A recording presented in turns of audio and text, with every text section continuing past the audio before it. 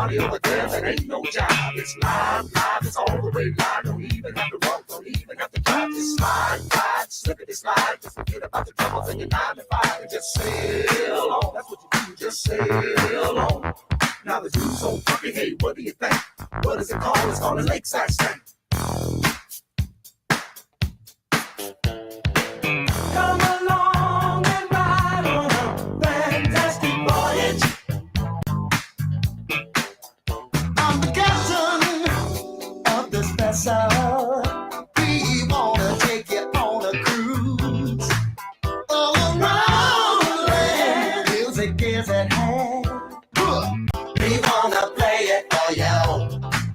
You see, want to be. We want to be a crew of entertainers. Jam to the music, to the beat. Jam, yeah. Don't let nothing restrain you. We just want you to feel nothing but pleasure. Musical pleasure. Yeah, yeah. Music is very real. Really real. Truly a treasure. Treasure. Musical treasure. Come along, pack your bags, get on up and jam, y'all. Come on and ride on the funk, y'all. Come along and ride on a fantastic voyage. We're the directors of this cruise ship, and you are under our command, yeah. What you should do is take a lesson too, so you can understand. You know, like to see people having a good time. Everybody happy. Do you wanna party? The beat that puts on the music keeps the people dancing.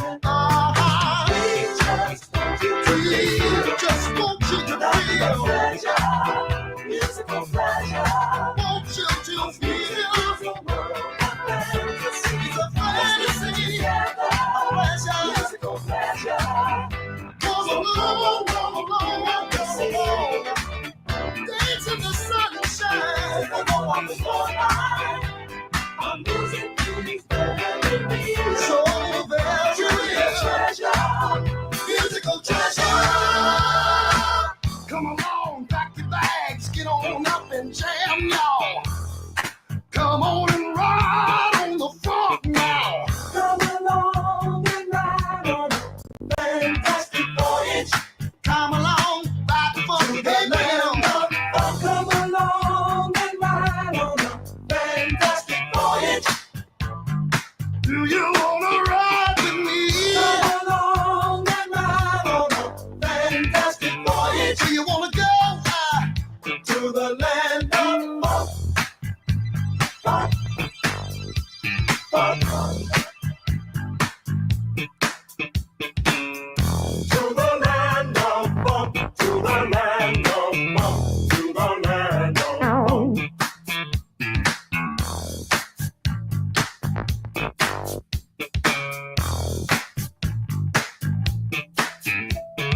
Hey, come on, take the ride. There's a party over there that ain't no job. It's live, it's all the way live. Don't even have to walk, don't even have to drive. Just slide, slip it, slide. Just forget about the troubles in your 9 to 5 and just sail on. That's what you do, just sail on.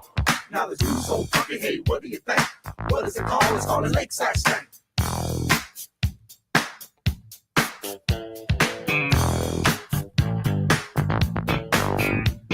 If you're ready to party and you wanna get down, bring your Ma, your Pa, and Brother James Brown, bring Auntie M and Toto too, and all the party people to do their do. We'll dance and party till the early light and say, hey, we're feeling alright. So come on, take a ride. There's a party over there that ain't no lie. We're leaving here in a cloud of smoke, and that's all, folks. Oh, yeah, yeah, yeah, yeah. We just want to be musical pleasure, yeah. 'Cause music is a world of fantasy. Let's live it together. Musical pleasure. We want you to feel. Come along beyond the sea, dance in the sunshine.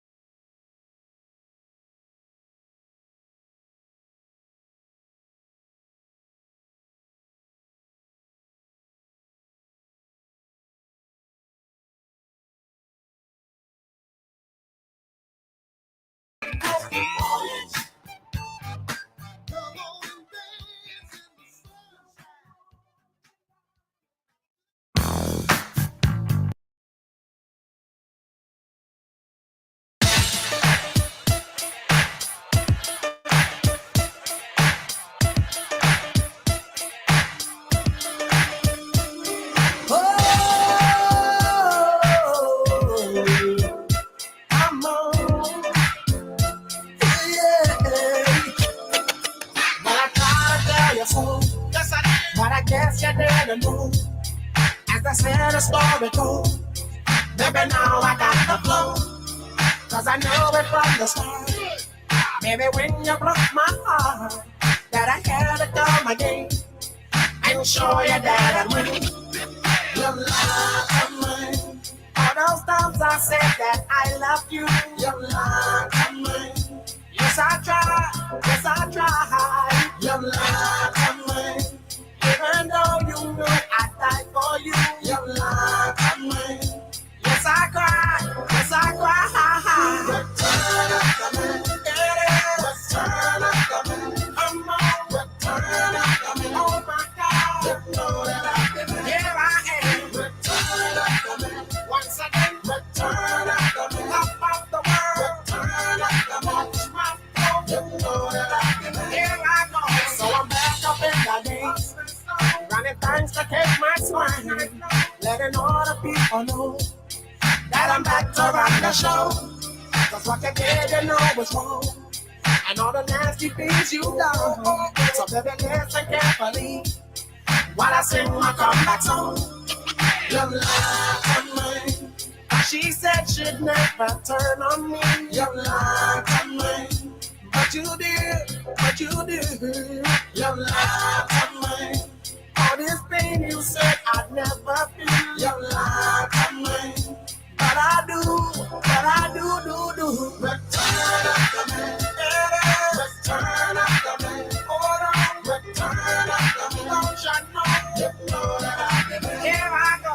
Return of the man. Oh little girl. Return of the man. What's my pearl? Return of the man. Up and down. You know that I've been there. Round and round.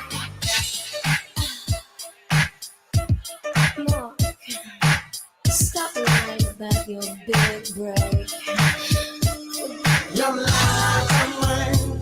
She said she'd never turn on me. Your love of mine. But you did. Your love of mine. All this pain you said I'd never feel. Your love of mine. But I do. Return of the man. Return of the man. Come on. Return of the man. Oh my God. You know that I've been there. Here I am. Return of the man. Once again. Return of the man. Top of the world. Return of the man. You know that I've been there. Don't you know? Return of the man.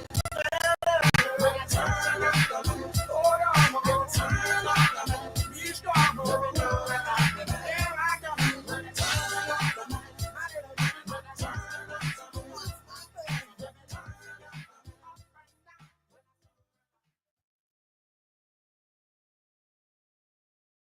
Billy Jack bitch. Billy Jack bitch.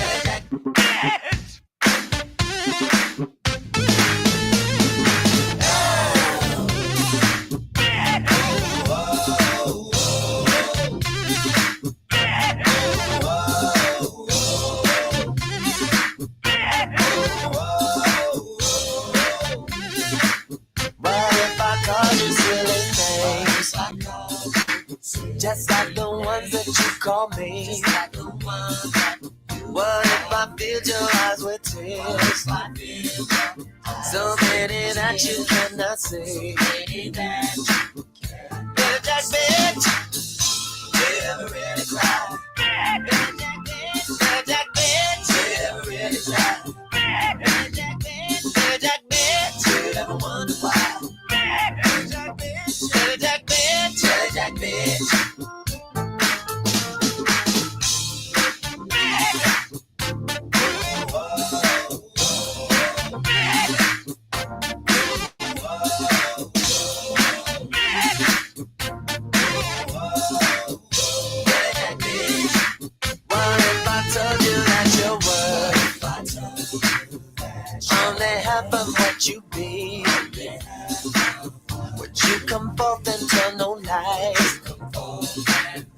Won't you come forth and talk to me?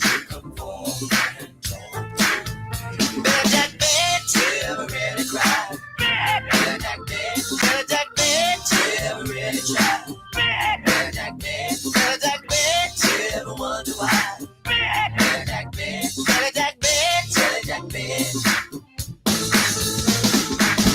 You know I'm like it. I'll tell you about it as soon as I start the show, how these songs came up. Welcome, everybody. Misfortune, let your head forget today. Misfortune, let your heart so broken. I'm just saying, was intended to be little more. This is me. What if I say you lie? Billy Jack bitch.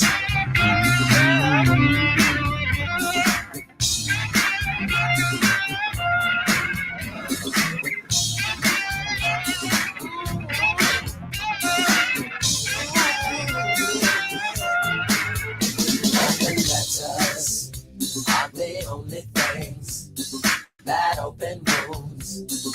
Long, hard, Y'all know I'm a big Prince fan, so can fly. I haven't heard this song in forever. And they never play it anywhere either. You have to actually buy the album to know about this song. Come let me fly you to the moon. Then you can see how love will be. Joy, love's in the dictionary. CJ, Billy Jack bitch. Do you ever really cry? Do you ever really try? Do you ever wonder why? Billy Jack bitch, Billy Jack bitch.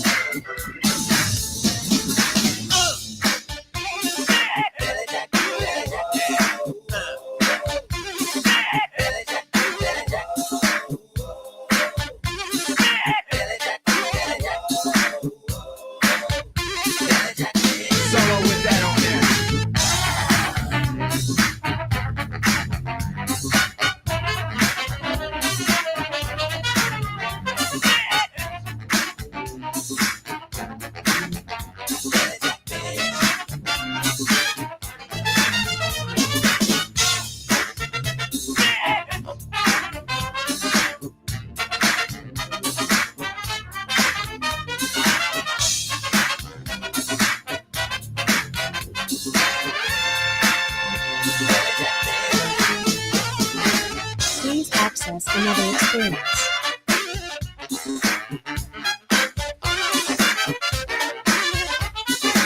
Please access another experience. The instrumentation. Bobby Jr. died. Billy Jack bitch.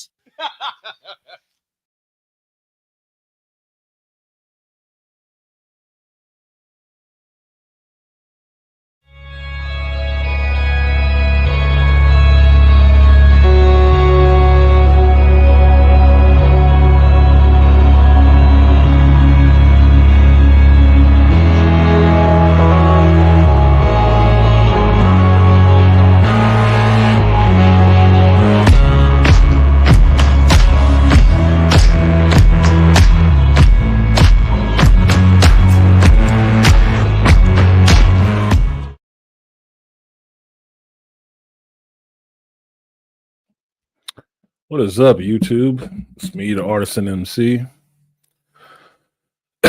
Sleepy and feeling under the weather now that I'm on vacation. Isn't that amazing? Who does that? Who makes it all the way through work to get on vacation to turn around and feel sick the next day.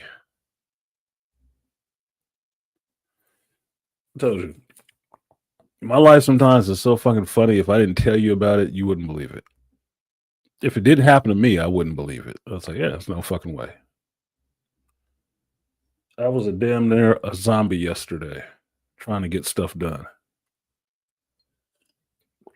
Unmotivated, no energy, just like felt out of it. Out of it. Like that goddamn movie I watched, like Weapons. Need somebody sitting up there with a spoon feed me chicken soup.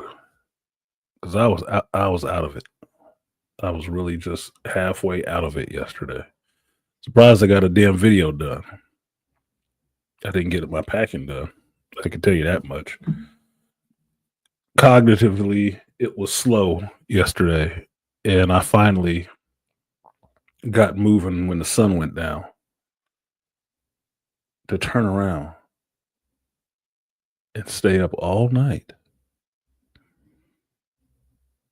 to finally go to sleep at like 4. Figure I'd sleep for 3 hours and get up and do this. I woke up to turn off my alarm and promptly shut back down. So it is what it is. Listen here, Rosie, talking about I need an alarm clock. Why don't you come wake me up? How about that? I wake up real quickly when, somebody run my chest or something like that. Grab my hand crank. I wake up real easy that way. Have an alarm clock. That's not it. I'm not a morning person. I'm not a morning person at all. So it's a struggle. But thank you for the donation. Look, she throwing it out there. I appreciate you. So since StreamYard was acting up and not rolling down my freaking list, let me try this to see if it works. Oh, yo, I'm doing all right. Yes, sir. I get an attitude when my money ain't right. The team don't want to see me rich. I bet they all back down when they hear the click. Oh, yo, appreciate you, Dr. Rosie. Shout out to Malika Me Bang. So yeah, from one Prince fan to another. Told y'all, I'm such a Prince fan. I proposed to my ex-wife at a Prince concert that I took her to. No bullshit. And that was the second concert that I went to. I got to see that man at least 4 to 5 times while he was alive. Those were one of the only concerts I would actually pay money to go see. Right off the bat, I knew I had to go. Because that's how it would happen. You heard Prince tickets was going on sale. You needed to be ready. You needed to have a credit card on standby to get your damn tickets. Because those goddamn things would be gone in an hour. It's just how it was. You kept the credit card on lock just for that. If he announced the show. Big or small, it don't matter. Big stadium or he in some little venue that he just rolling through and it's like, yeah, I'm gonna just do a hit and run. I'm gonna do it in a little small auditorium on a college campus. Like, I'll be there. How much and what time? You had to be ready. Had to be ready because that's how he will roll.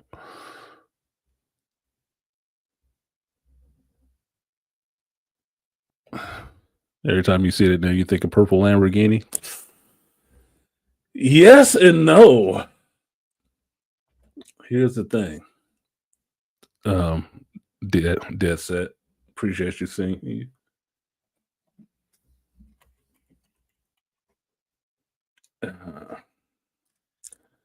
Now,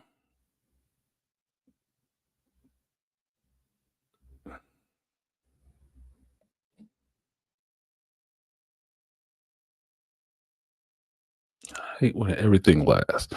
So Dead said, when I When I hear the Prince name, I don't think of that. I usually think of doves, motorcycles, guitars, fine ass chicks of some mixed parentage. Because he never had not a baddie. Even his little low level chicks like Jill Jones or somebody else, you still back in the day like, damn, she fucking fine though. I'd still try to fuck with her. That motherfucker has some good taste. That's why nobody was ever really trying to call him gay. No, you knew better. But when I hear Purple Lamborghini, I think of this. That's what I think of every time I hear it.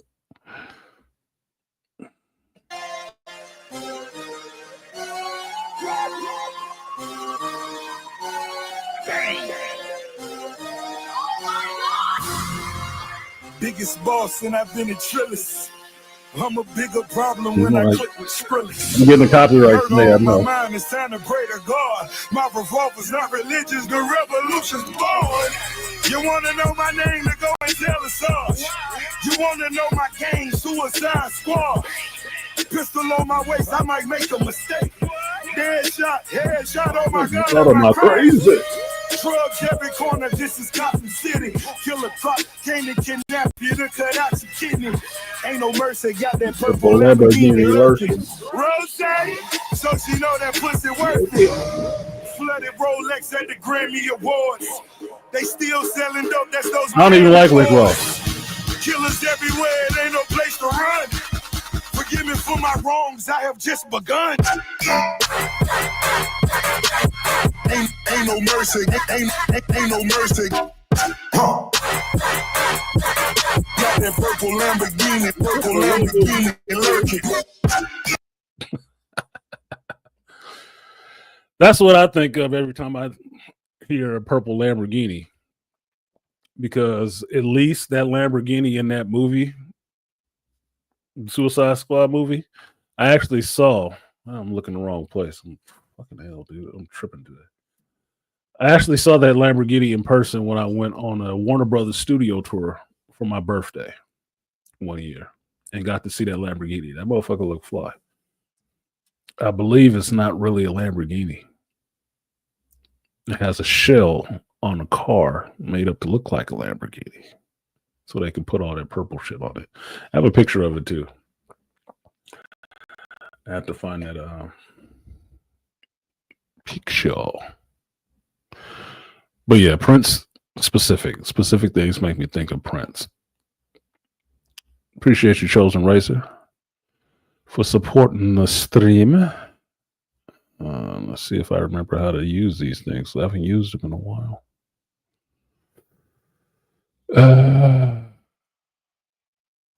Appreciate you.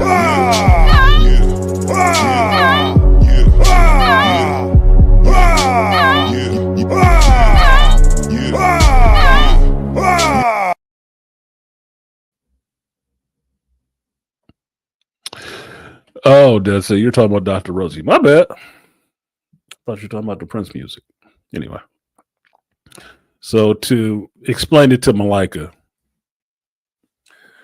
the classic songs that came that I played, those songs are in order. In order. This is the universe speaking to you guys. This is how you listen to the universe, right? Or at least how I listen to the universe speaking to you. When I left work Friday, I was the last one to leave because they tried to stick me with some bullshit work that somebody else didn't want to do. And I was not staying to finish that dumb shit. No. Everybody knew I was going to be gone for 3 weeks. Everybody knows that.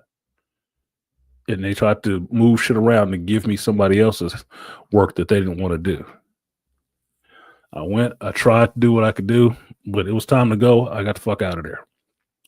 So when I'm driving away from the job site, I'm playing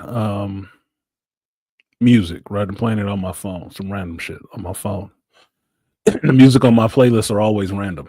They always play randomly, right? That was the order of the songs that came up. Fantastic Voyage came up. I'm like, really? It's after work. I'm on the road heading away from work, knowing I'm on vacation. Fantastic Voyage start playing. The next one that caught my ear after that was Return to the Mac. By the time I got to the light, Return to the Mac was playing. I'm like, this is a very interesting little random mix that's happening here. It's just playing. It's just playing music, right? These are the songs that are coming up. I didn't pick them. These are the songs that are coming up. And they were all about getting away or vacation or some shit like that. And I'm like, this algorithm shit is creepy, dude. Very creepy. So those are all the songs. Even Billy Jack Bitch. Which, okay, how does that work? I don't give a shit. I don't care. So that was the playlist, driving away from work. And usually, if I ever open this up, this is a private list, but if I ever opened up and showed you guys my playlist for the show, the playlist for the show is full of a bunch of songs. And usually they go into that list in the order that I hear it during the week. That's it. I may have a one or two songs I want to hear, but the things that really resonate with me, like I need to play that on the show, that needs to be on the show list. That's all it is. This list right now has 417 songs on it. It's all stuff I've used in this last year or two on this show. And they go in there. Some of them stay in there because I really like them. And others, come in and then they go out. Those were all in order of how I was hearing them while I was driving back home to start vacation. That was in order. There's two more on there that I didn't play yet, but maybe I'll play them at the end. So that was random. That was the universe, or it was the algorithm. Either way, that shit was random, and that's what came out. So if you listen to things like that, notice patterns and things, which I do. I can't turn it off. The pattern was the universe knew I was on vacation and was getting my mind into that pattern. I left work feeling good, better than I had when I was at work. I can tell you that much. I was irritated. All right. So that was that. And StreamYard is still acting goofy. It's not scrolling down. All right. So on to other things. As you guys know, I'm on vacation. Today is Sunday, which means tomorrow by this time I'll be waking up at my mother's house, and by noon Pacific Coast time, I will be on a plane headed to Las Vegas to play in APA pool tournament ahead of my team. My team will not get there till Wednesday. I'll be in Vegas Monday. Reason I'm leaving so late because my check-in for a hotel is late as fuck. I don't want to be walking around Vegas all morning with my bags and my pool cues. So I took a later flight. It's not that far. It's like an hour and 20-something minutes from here. No time, dude. I can barely watch a movie in that time. I'll get on the plane. It'll go up, level off, start coming down. That's pretty much how it goes. Going to LA is exactly like that, dude. You barely make an arc. You just go up and then you're coming down. It's 30 minutes, man. 30 minutes. So hour 27. Not bad. Not bad. So I will be in Vegas. Hopefully they got me a room high up from the street, which I want to be able to see the street. Which I'm a hotel on one of their towers, so hopefully I can get that high up room so I don't have to hear all of that shit and be in my suite and enjoying myself. The problem I've had though is packing these damn bags. Excuse me. Because technically I'm packing twice. I'm packing two separate bags. because I will not come home. I will come back to California, but I will not come home to go on my next leg of the trip. When I come back Saturday from Vegas, Sunday, the next morning, early that morning, I fly out to Georgia, to Savannah. So, and that's a work trip. Vacation over. I'm doing work stuff. I'm flying away out for work. I'm never coming back home in between there.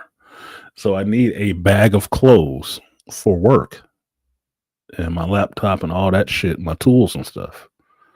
And I also need a bag to go to Vegas. And last night at 3 a.m., I was having a cognitive problem, doctor, to where I couldn't decide between the bag I just packed for Vegas was small and kind of packed, and I didn't get everything in there I wanted to.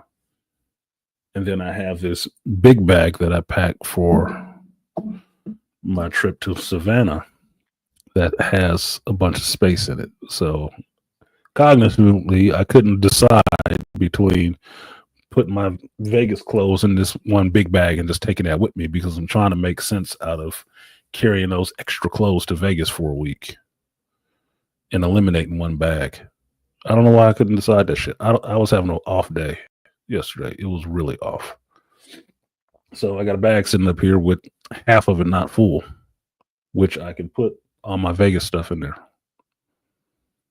I just don't see the sense in dragging work clothes to Vegas, but it would just give me one bag to carry. Then I don't have to worry about swapping bags when I get back to Cali. Stupid shit. You know, the problems, modern problems. I think I will pack all that shit in one bag, and then it'll eliminate. I'll still have to check it, which I didn't want to have to do. But then I can check that bag and then take my laptop with me. I just didn't want them to give me any shit about my pool cues when I want to take them on the plane, because I don't want to check those. No fucking way. I do not want to check those. That just sounds like a disaster waiting to happen. It really does. It terrifies me to think about that. I've worked in enough jobs that have conveyor belts to see how shit gets thrown on conveyors and rolled over and shit like that. I don't want to get to Vegas and find my fucking cue sticks snapped. I'd lose my shit. I would really lose my shit. Probably in the airport.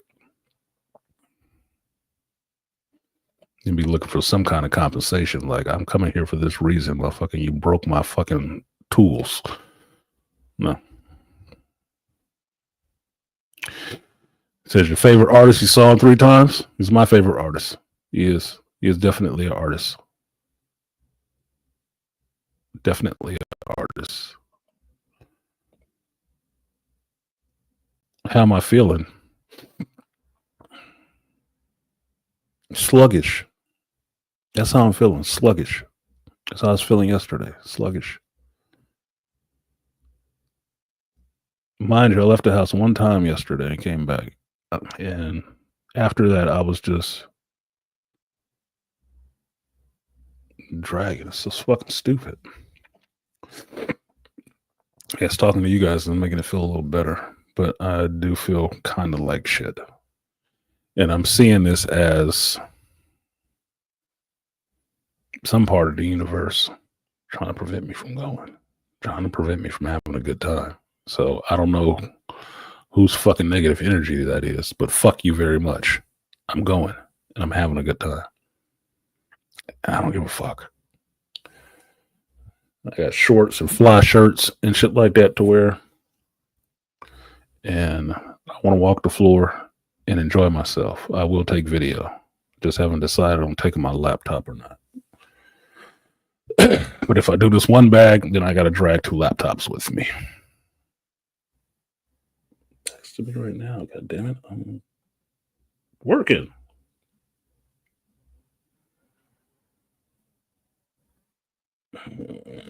Anyway, there is some news that we can talk about today. I didn't want this to be a total boner of a stream.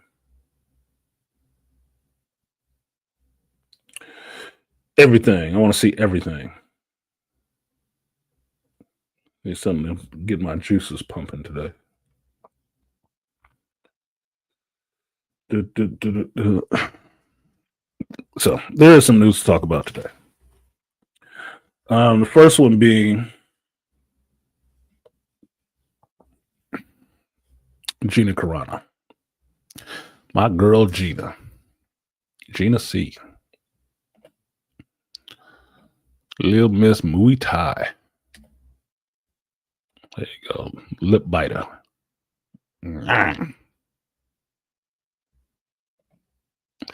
Y'all know I got love for Gina Carano. Right? Celebrity ass kicking crush. Well, it came out this week. I'm sure you've heard it everywhere else. Since I pulled a curtain. That she won. Well, could you say won? They settled her lawsuit she had against Lucasfilm and Disney for wrongful termination in California. Now, if you were unawares,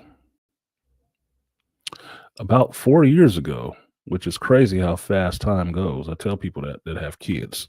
That's why you take pictures often and a lot. That time will go by so fast you won't even notice it. You won't. If you don't think so, think of how long you were in high school. That was only 4 years. You was in and out that bitch before you even knew it. The minute you got comfortable, you was out the door going off to college. 4 heady years ago, Gina Carano was on The Mandalorian as Cara Dune. And because of some post and her making fun of the pronoun game on Instagram, some people at Lucasfilms behind the scene didn't appreciate that shit very much. So aside from trying to put her through the re-education program, I don't know why I'm having delays.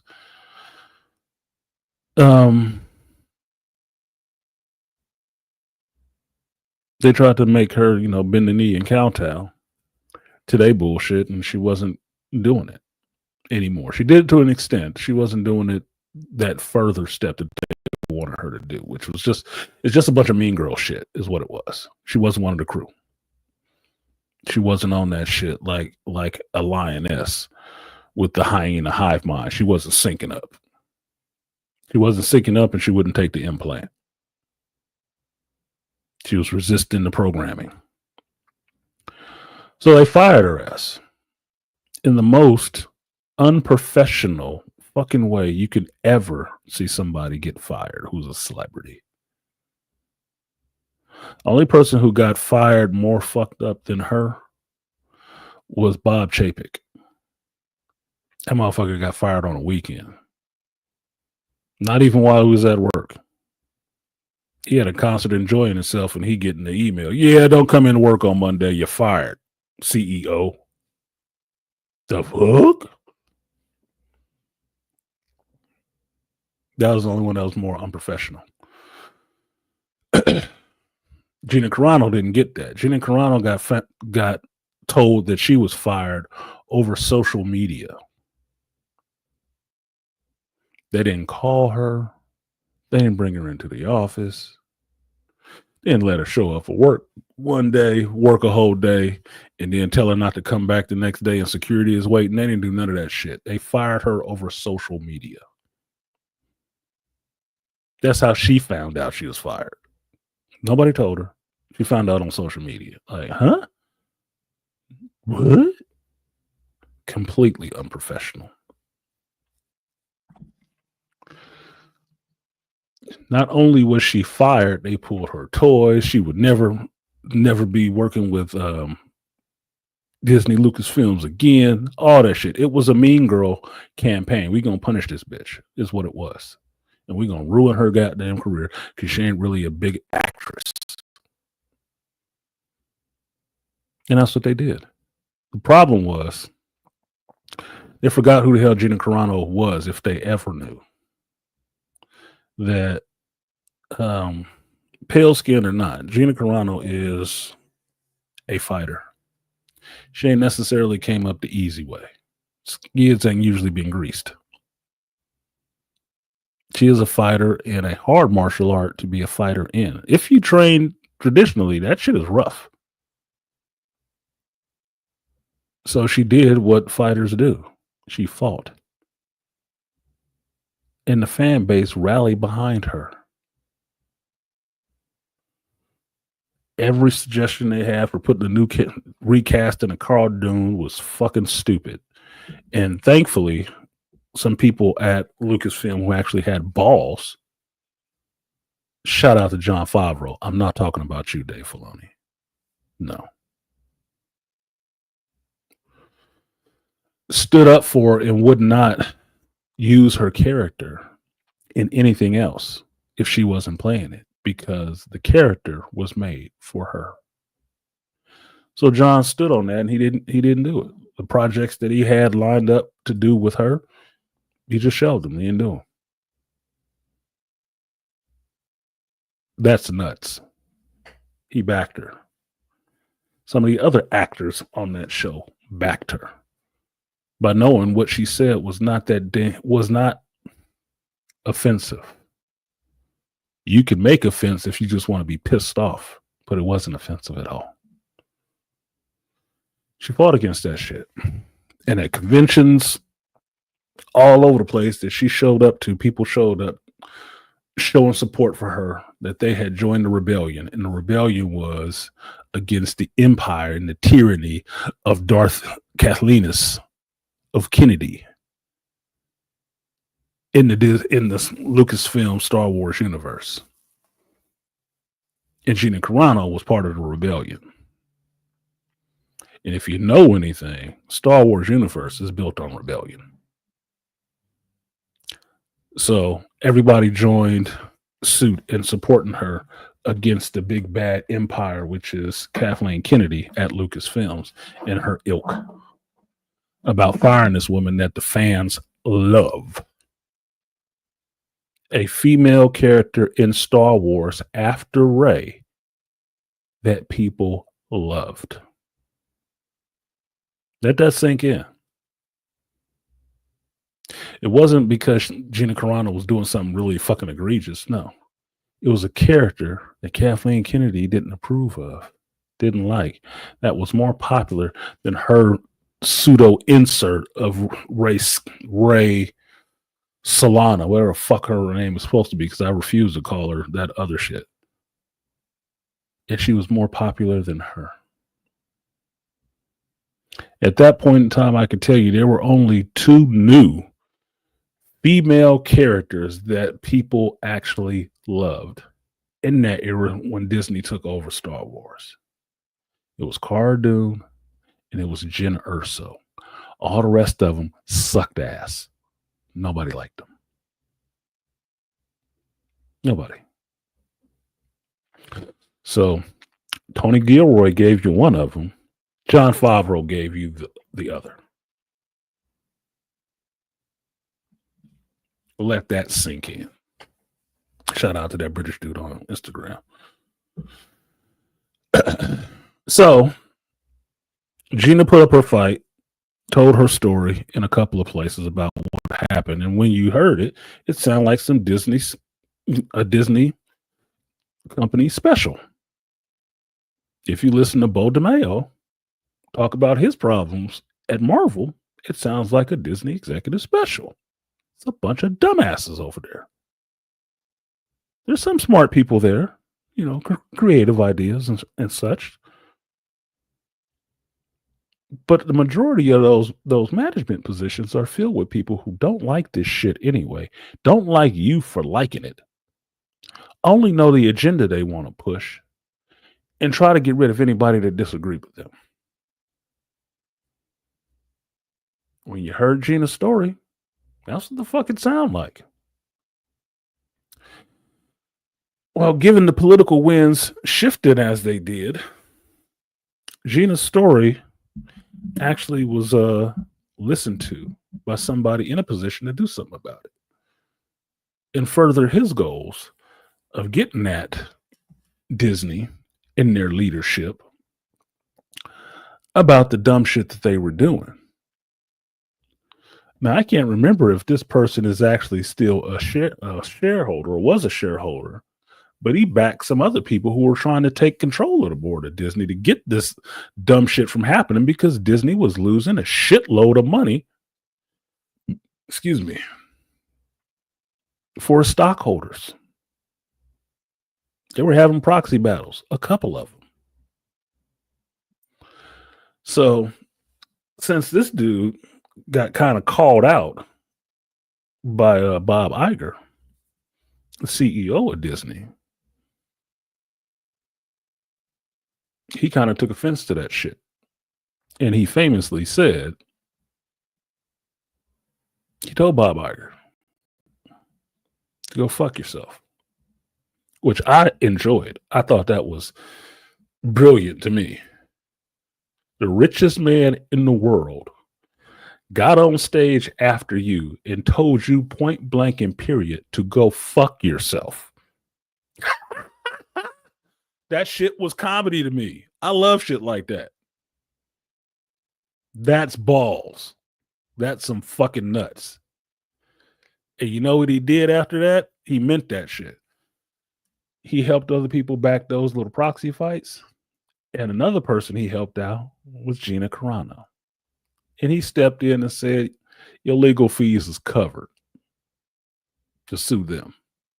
And I'll have a team of my lawyers go and look through this shit. Never met her. Didn't have to have a conversation. He just did it. It was known through social media. This was going to be done. And it was done. And with his financial backing, them lawyers dove hip deep like it's a Sarlacc pit that is Lucasfilm to finding that information and ferreting that shit out. And Disney and Lucasfilm was scrambling. They wanted emails. They looking at computers. They want the record. Who did what? Who fingerprints is on what? They went in. They jumped up their ass with a microscope and a flashlight. Boy. What up, Blood Boiler? And Joe Herb. And the Beastly Nerd was good. So they were into that shit for about 2.5 years almost. Because he didn't immediately jump in to help her. That case had been going on for a little while. And then he came in and gave it that infusion, boy. They got busy. And Disney was scrambling. They were scrambling. Like a short order cook on a Monday morning, man. They were scrambling. Well, recently it finally came to a head. Because what everybody online wanted, at least in the YouTube spaces and whatnot, who have met Gina Carano, supported her and everything else, we wanted that discovery. We wanted to see those emails and those leaked files and what the lawyers found, cracking Lucasfilm's computers open and seeing who was sending out the word to fire Gina Carano. They wanted to know who it was because for us, it's just pointing to Kathleen Kennedy. We just wanted the smoking gun. We want to see her cold, crusty, gnarled Emperor's daughter hand on the trigger. That's what we want to see. We want to see those emails of these little nasty mean girls talking behind the scenes in emails like you know they fucking do. Emails, Teams, text messages, talking about how they gonna get rid of this bitch because she ain't falling in line with the rest of them. We want to see that. We want to know how far it went. Well, a month or so, they're supposed to go to court in September because they made it past those other hurdles that Disney was trying to throw up and the bullshit they were trying to say. And the judge was like, nah, we're going forward. No, we're going to go forward. No, she has an actual case. We're going to go forward. Yikes. The old Disney game wasn't working the way it used to, or just throwing lawyers at people and making up some bullshit and the judge would pass it off so they never have to see you. No, that didn't happen. This judge was like, no, we're going forward. We're going to go to trial. Gina's showing some resolve. She wasn't backing down. And sure enough, a month before they have to step in the courtroom, they reached a settlement. Oh, really? You didn't see that coming?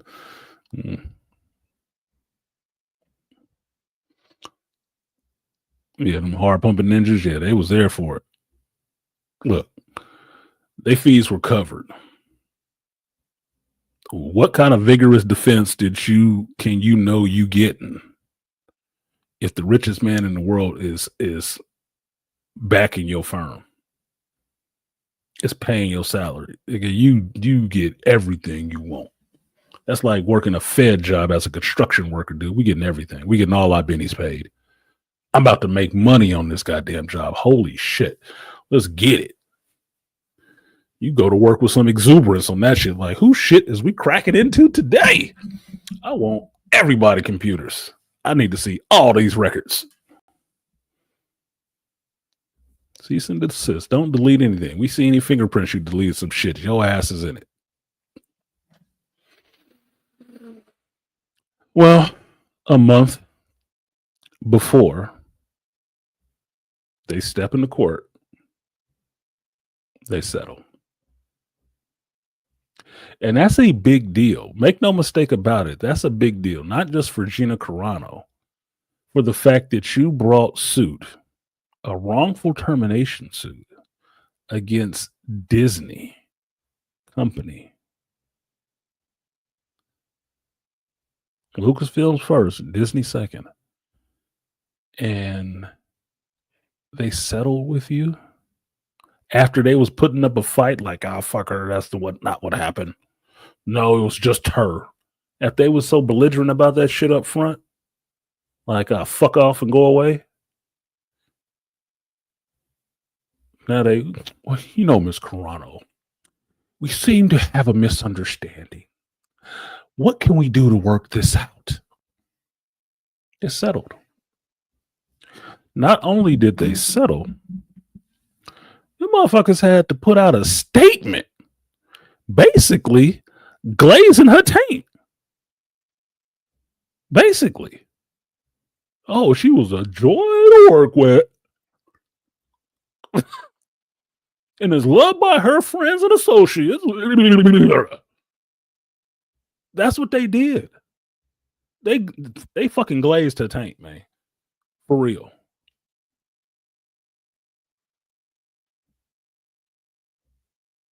Publicly. We look forward to working with her again in the future, but we settled this matter. Really? Holy shit. Unbelievable. What changed, pray tell?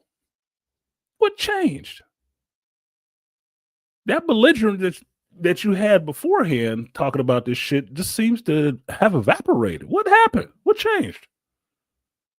It can't just be because a new president got thrown in office, was it? Is it that simple? Is it that little of a thing that you just, totally backtrack now? The Mean Girls ain't running it no more? Really? Get the fuck out of here. I know y'all still there. Don't think because you put your head down, I don't see you. Fuck you. Regardless, they settled the case. And Gina settled with Disney. Now, everybody else who's mad about the fact that she settled and was supporting Disney, apparently, was sitting there trying to call notice to the fact that she probably got a big payout or some other shit. I don't give a fuck. That's how court cases work. Somebody paying. Somebody paying. If they went to court and lost, they would be paying. So I'm not looking at her sideways because there was a settlement and she possibly got paid for it. So she should. Because make no mistake about it, yeah, Elon Musk was footing the bill, but them lawyers still got to get paid, motherfucker. No matter who pocket it come out of, they still got to get paid. They was doing their due diligence. Pay them for their hard work. Pay them for their skill. Like Dave Chappelle said about doing comedy, he's like a daredevil. He gets paid for the attempt, not the success. Hell, when lawyers got out there, they get paid for the work they put in. It might be disappointing they didn't get to step into the courtroom and just, flambe these motherfuckers, but, they still did all the research. All the paper built up. They still got them billable hours. Somebody got to pay that shit. Compensation must be given. So I'm not upset about Gina getting a payout. I hope she did. Now, I'm subscribed to her on Instagram, and I was wondering what this post was about because I saw it earlier in the week, and she was on there just smiling with her little cowboy hat on and shit like that. The picture that you see on the thumbnail was a screenshot that I took. I'm like, look at her little pretty ass. What is she up there giddy and grinning about? And then I heard about the settlement. I was like, now I understand why. Good for you. Pyrrhic victory, as it may seem like it is, it's a victory nonetheless. And she was happy. Cool. Now, to me, in this matter, every time people settle, it doesn't necessarily mean they've admitted wrongdoing. But the fact that Disney settled with her, which we all know what they did to her was fucking wrong. Wrong as shit. You didn't have to say, oh, we didn't do anything. We have to be found with some wrongdoing. Y'all did wrong. You did fucking wrong. The only question is how many of you did it and who was involved at the top of it to start that snowball rolling. Those are the people that we wanted gone. That was what recompense we wanted was, those heads thrown at our feet. Like, oh, yep, there you go. I knew it was that person too. I didn't know about these four. That's what we was waiting for. So the settlement in that sense does show that in this sense, there was wrongdoing and they know it. They were going to trial. They didn't want to go to trial. That's why they settled. If they had a winner, if it was just a banger, they had it locked down that she ain't getting shit, they would have still went to court. It would have settled a damn thing. Because why would you? No, we got this shit locked up. This is a win. Let her waste her money. Her and Elon's. Fuck both of them. Let's just roll in there and let them know the mouse don't play. It's a kingdom you don't want to fuck with. No. They settled up. They got right and said, how can we make this good?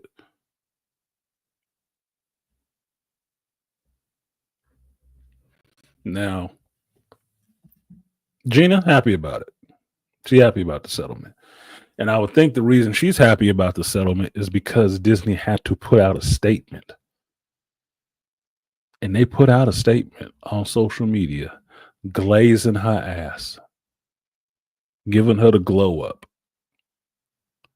That's admitting, in my mind, that's admitting wrongdoing. Because you had to do that too. You had to talk about how good of a person she was and how much everybody behind the scenes loved her, loved working with her, a joy to be with. When your initial campaign about her being hateful and all the rest of that shit was how you got her out of there. You need to reverse course on that and correct that damage to her credibility and her image. Yeah, you gonna glaze her tank. You are. Having your salad tossed. Syrup or jelly? I don't know which one Gina prefers. She ain't asked me. But that's what Disney was doing. They were doing it. And I'm happy for that. I'm happy for her. Cool. The only sticking point that I have with it is that we don't get to know behind the scenes who was responsible for this shit. And to me, that is at least for future reference in any of these, any case like this with a big company, especially Disney, you need to have the person who did it and the co-conspirators, you need to have them drug into the light. Reason being is, I don't want these roaches to have anywhere to hide. I don't. I don't want them to have anywhere to hide. Because maybe us as the public don't know who they are. And maybe we don't care necessarily to their actual name. Won't read transcripts, won't read any of the court documents or anything like that. Right? But I think their names need to be put in that shit so you know where they go next. You need to know where they go next, where they find sanctuary next. You do. Not to fuck with them, just so you know you can plant your flag over there and say, this is the minefield, and this is the kind of people they pull into this bitch. People who do this kind of shit. That's who needs to be drug into the damn light. Disney can have her settlement. Disney can escape public embarrassment by going to court, even though they was slandering her ass for 4 years all over this town. They can do that. Them people that was involved in that shit, that did it, they need to have their names put into some court papers. They do. So us as the general public can read those public documents and find out who the fuck was involved with it. And so when we see them somewhere else with some other company, we understand what the hell that means. And we can take our own corrective actions to not support them. Because like a bad teacher who did some stuff with some students in a school district and they just moved them to another school or something, you need to know where these motherfuckers went so they don't do this shit again.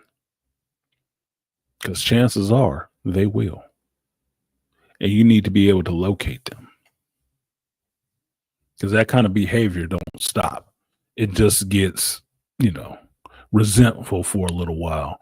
But as soon as they're emboldened and they have some more power, they do it again. With the lessons they learned from last time, it didn't work. No. You need to mark them. Yeah, you can release them, but tag them. And then let them off into the wild so we can track them later on. Like all little blue dots and shit. That's the part that bothers me about this. Not Gina getting her settlement. I'm fine with that shit. She deserves it. But I wouldn't want that settlement to be cover for these bad actors involved in Lucasfilm and Disney. They need to be exposed. The same way Bo DeMaio last week was exposing them people behind the scenes at Marvel, proving a point I have said for a long time. You have to understand these people who make this stuff now, this geek content that you like now that sucks ass, don't like you, are not fans. These are the people who never liked that shit that are in charge of it. They never liked it. They never liked you. That's why they don't feel nothing about giving you this slop, these agendas. That's why. Bo DeMaio came out and did his post exposing those people, and what was he telling you about? Some management, some executive that don't know shit about comics, don't know shit about the comic that these people actually are working on, and suggesting some of the dumbest ass Kathleen Kennedy-esque stuff into X-Men for season 2.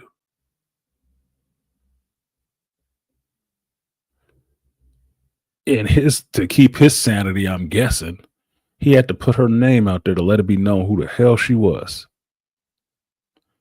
Are you surprised it's a her? That need the 4 Horsemen of Apocalypse color coordinated? Because the audience won't know who they are? The audience isn't as dumb as you. Even the normies.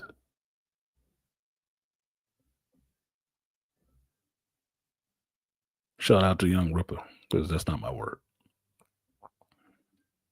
Even they understand who the hell Apocalypse is and who the 4 horsemen of Apocalypse are. They don't need to have matching outfits. You know why? They got different fucking functions. Okay? They come from different places.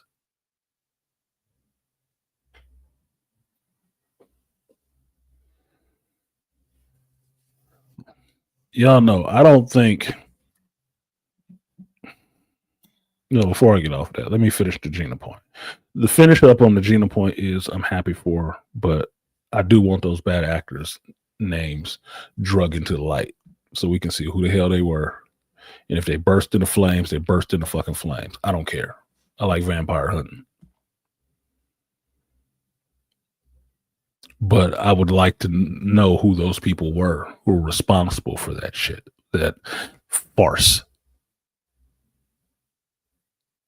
So I know where they go next. And I can act accordingly when I see them showing up somewhere else where I might like their product and know that they got some flies in the ointment over there. Because make no mistake about it, I don't think they're actually gone from Disney. I think they might still be there. They might still be at Lucasfilm.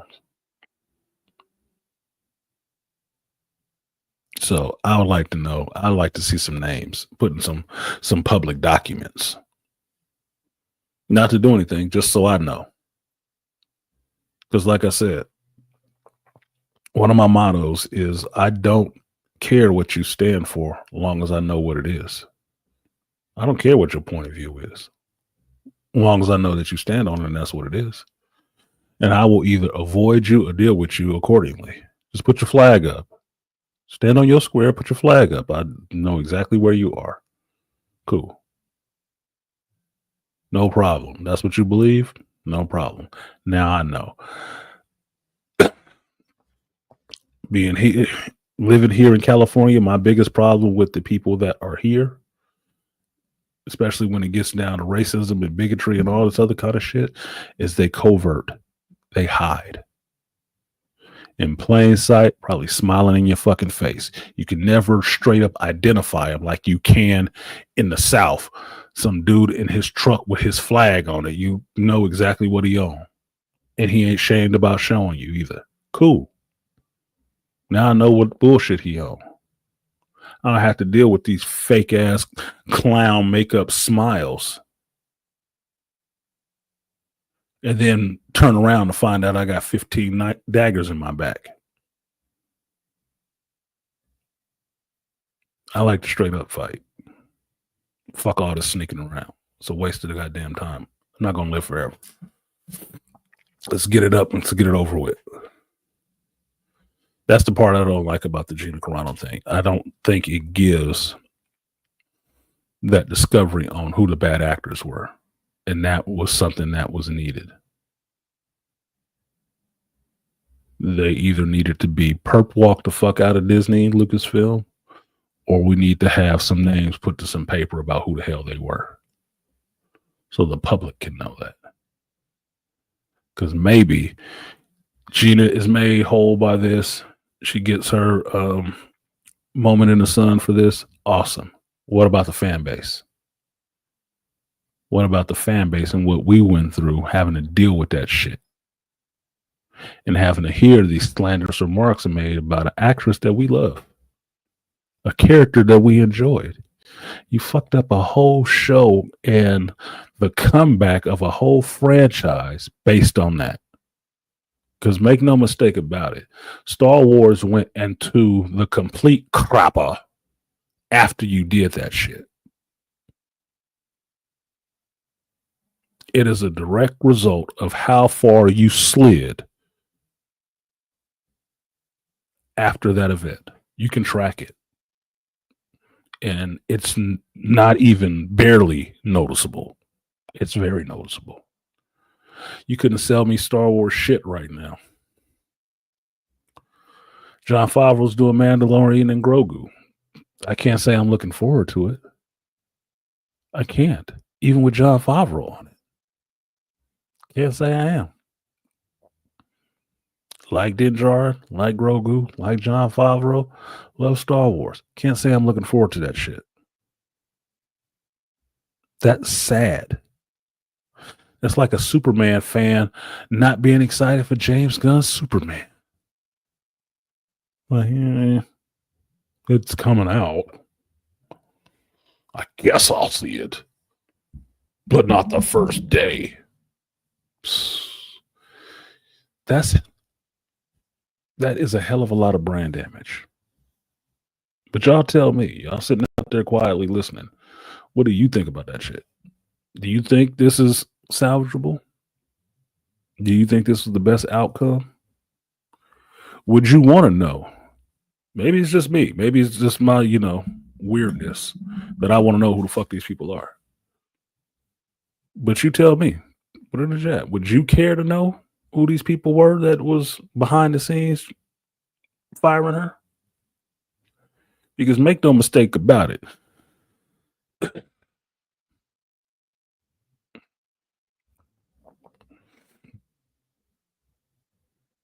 The apex predator, the biggest kill that people would want to catch would be KK's, greasy fingers on the lever.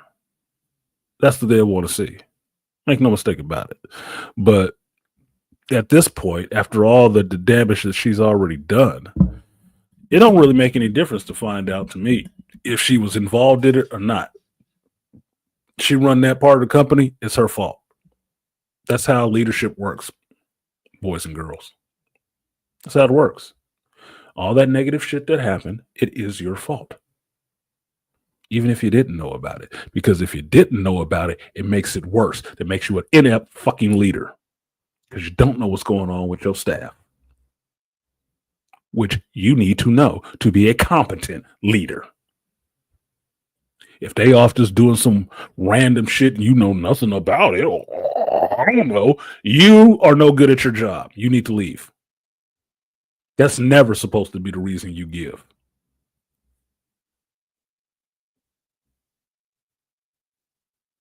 And if it wasn't her, it didn't happen in her camp, it was all Disney, well, that goes up to Bob. Not Chapek, Iger. All right? It's your fault. Now you get to get fired. For having us not another fucking lawsuit. Another loser based on political leanings. I don't give a good goddamn if 3/4 of the staff is Democrat at Lucasfilms. And the other corner are just conservatives. I don't give a fuck. I don't care if it's 3/4 of them are conservative and only 1/4 of them is liberal. It doesn't matter. I don't give a shit. Your personal politics ain't what you're doing here. If you care that much, join a political party and work on somebody's goddamn campaign. But when you're doing this stuff that is put out to the world, who's made up of all these kinds of people, why don't you keep your own personal opinion out this shit? Keep your political leanings out of it. It's not helping it at all. Let's get a story that everybody can get behind and not just ones that makes you feel all warm and fuzzy. Go do that somewhere by yourself. Get some kids, make a play. But this is about money. Billions of dollars squandered on your personal bullshit. I don't like the president. Who gives a fuck? Nobody ever likes the president, you dumbass. There's always somebody who doesn't like presidents. Who gives a fuck? That's like saying water is wet and you breathe air. Who cares? That's common. Everybody has the right to dislike who the fuck they want to. We are not living in Kumbaya land. We don't like me, so we need to talk to him about that because he doesn't see things the way I do. Get the fuck out of here. Who are you? Did you think that was the case? On a planet with hundreds of billions of people, that we was all supposed to be on the same bullshit? This ain't Star Trek, okay? That used to be an ideal. It ain't now.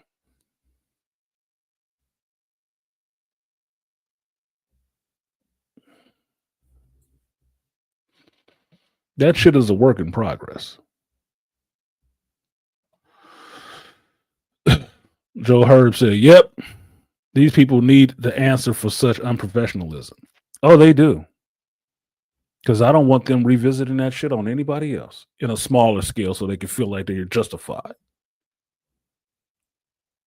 They get away with doing this shit to somebody like her, they'll be fucking over somebody smaller than her that people don't know about. Reenacting their tyranny in a galaxy further away. Dad said, yes, I want to know because it fools them. It's fools like them who censor and use Visa, MasterCard to do their dirty work in the dark. Yes. Yes. Like I said, like roaches, bring them into light. They vampires, let them burst into flame. Let's get it over with. Let's get it the fuck over with. I wanted to ferret it out. And truly, I'd want Disney giving up their own. This is the bad one. Why? I thought we were friends. Fucked up. You got us too into the light.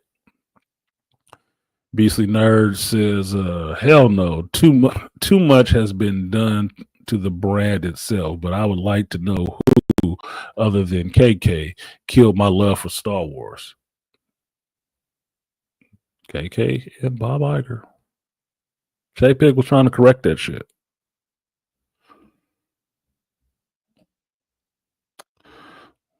What up, Charles? I know you don't know anything about what's being talked about.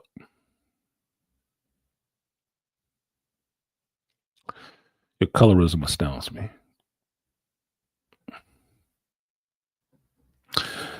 That would bring me to my other point about the something that the light-skinned god, that Angry Man, said last week when he was doing this stream about Kevin. He had a fucking brilliant line. Not that he hasn't had them before. He has them often. And what did he say? I wrote it down because I wanted to remember to talk about it today on Sunday.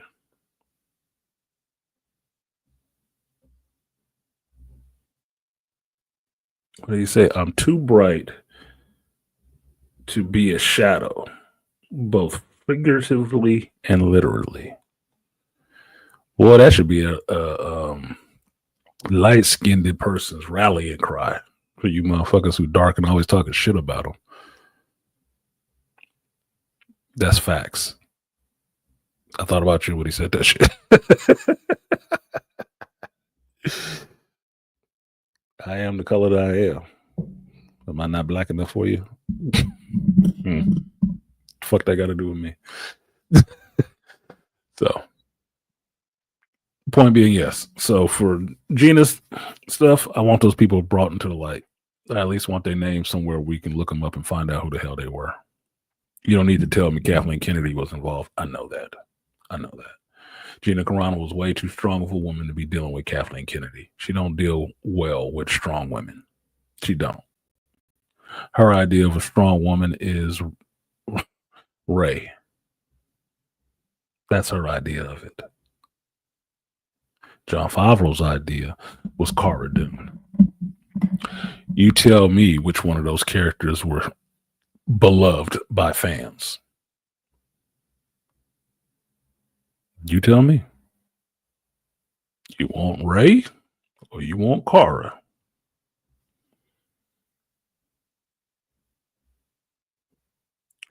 That's the part that's funny. It seems to me that men are the only ones who can give you good, strong women. And not because they made him just like a guy. Funny how that works, huh? Feminists can't give you a strong woman. Looks like Ray. Totally unlikable. Mary Sue to death. To death. Mm.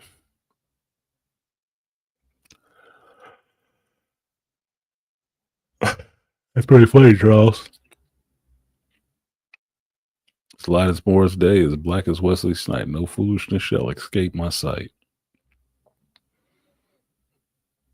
Oh, the light lantern. Whatever the fuck.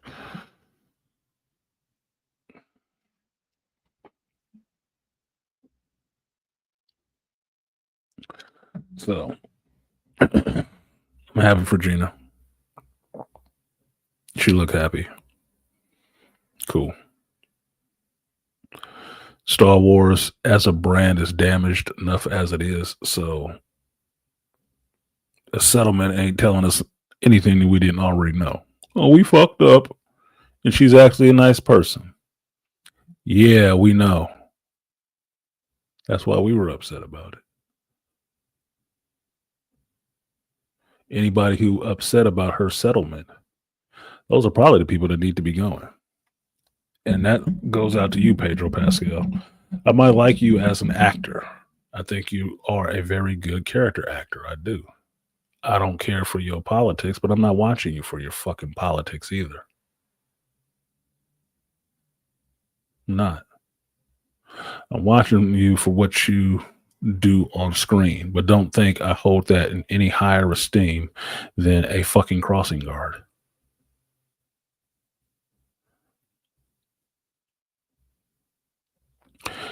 For me, I think it's very funny how you put this out there to your female counterparts, co-stars and stuff.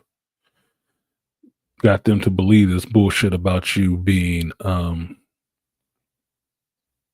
having anxiety, social anxiety, to the point that they believe it, that you get to touch on them and have them touching on you in every interview all over the place and not make it seem weird.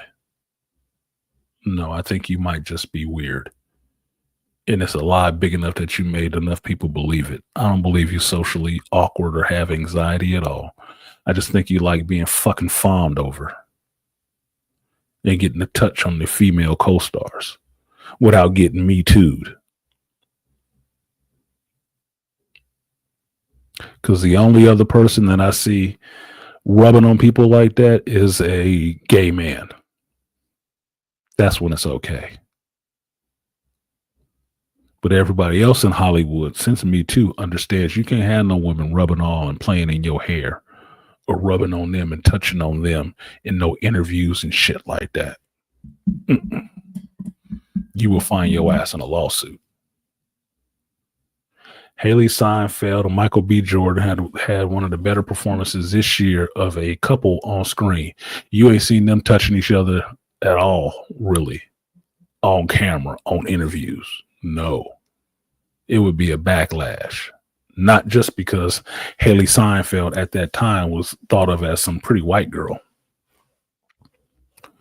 And Michael B. Jordan is some black dude. They don't want to see that shit. Mm-mm. No, sir. Don't be acting like y'all familiar with each other in public. Not that damn familiar.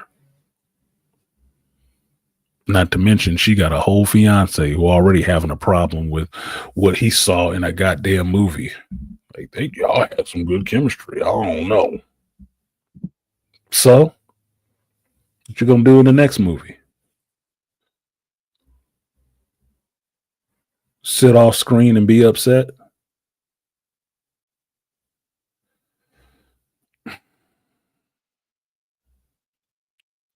Your fiance ain't ugly? And you ain't the first man to look at her and think, I want to rub up on that. Yeah, you ain't the first man she saw and thought, I'd let him rub up on me. Get over it, nigga. She only getting older and she ain't getting uglier. If that's going to keep bothering you, you might as well start signing them divorce papers. because that is not changing. That's her job. And she going to be doing her fucking job well.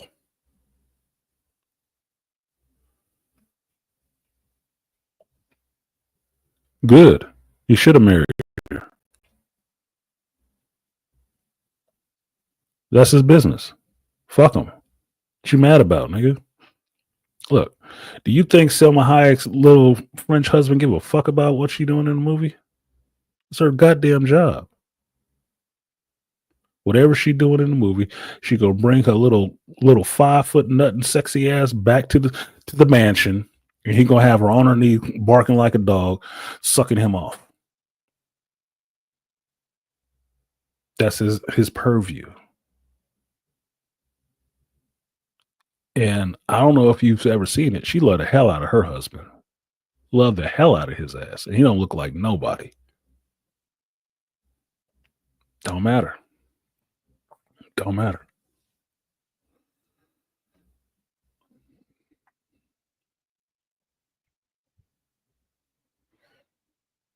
The more chemistry she got, the higher her potential pay, the greater my potential divorce settlement.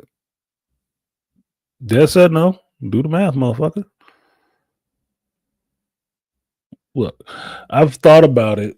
Anybody who's dated or been married to a chick that's really fine already understands certain things. Certain things are going to happen, right? One being somebody going to try to talk to her. Somebody is going to try.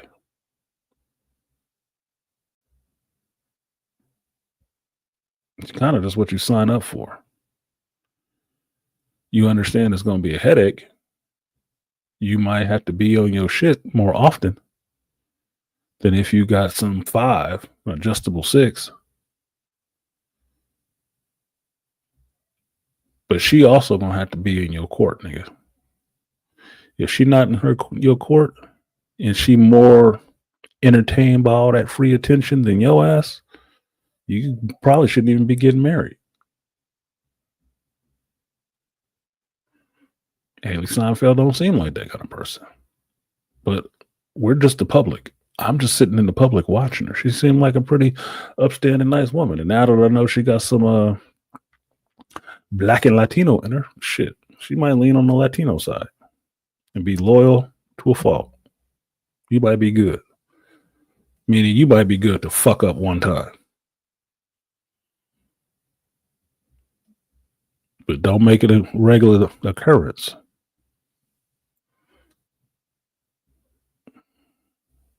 She will fly the coop. She obviously like your ass. Stay married. And stop worrying about the dumb shit. That's what ruins most first marriages. That insecurity. Because that's all that shit sound like. Bunch of goddamn insecurity. About the fact that your wife is fine to other men that you might see yourself in competition with. Oh. Nigga, you won. You married her. Shut up. You won. You got her.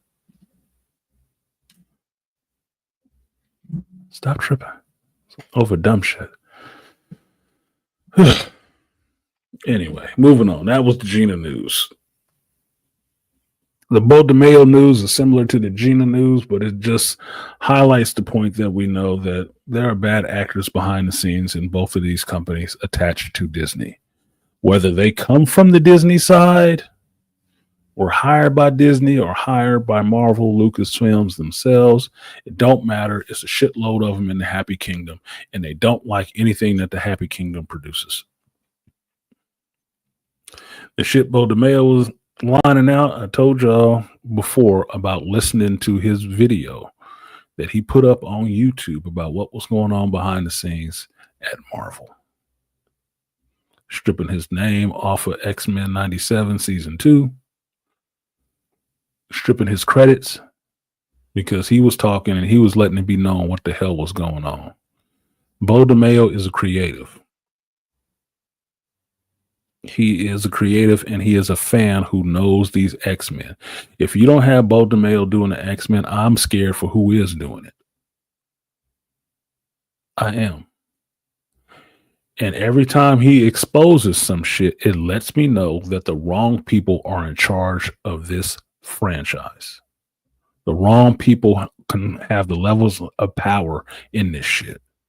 Because this dumb bitch that he was talking about in his little Twitter article and the stuff that she was saying sound like some dumbass Kathleen Kennedy shit from back in the day.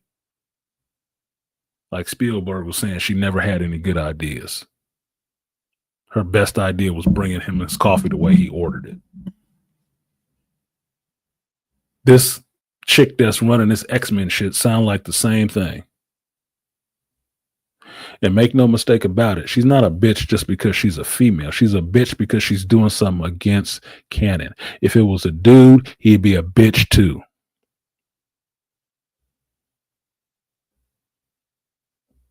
That makes no sense for the characters. You don't know the story. You don't know the characters. You don't even like the property.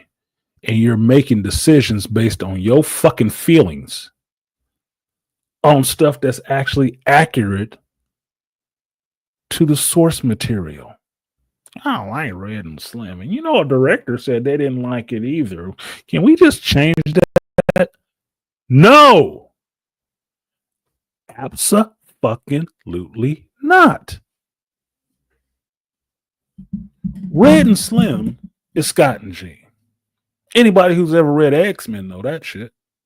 Even if you only read The Adventures of Cyclops and Phoenix, even if you only understood Cable's origins, you understand Red and Slim is pivotal to that shit. They have to be Red and Slim. They can't be Mom and Dad. No. You fucking stupid muppet. They have to be Red and Slim. There is no other name that you're going to use.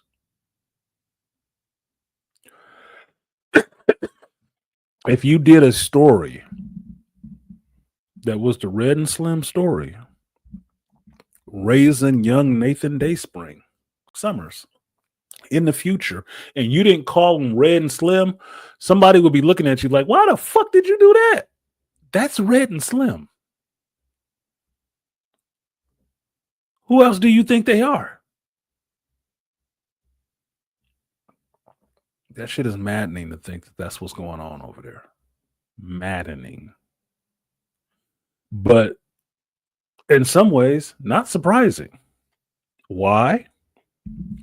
Because I watched fucking She-Hulk. Every episode.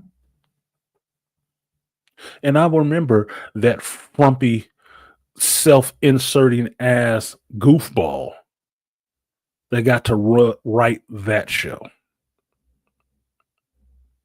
And all the shit she put into that show. Charles is in here. He says it every fucking time about how she ruined that character for people.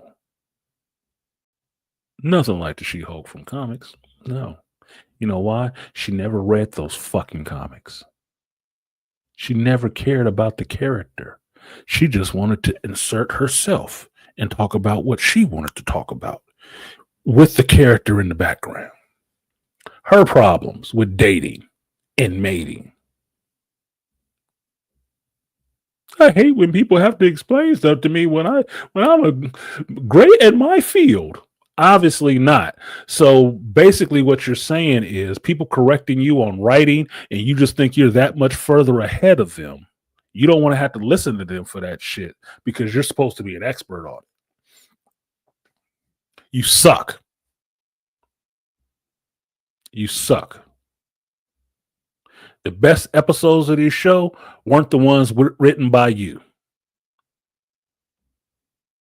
And that's in the She-Hulk show. The best episodes of that show weren't even written by you. What does that tell you? You, in fact, suck.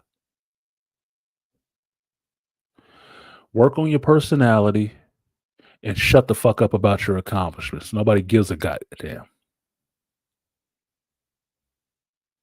Who you are as a person, as a woman, shines through more if you have that kind of personality.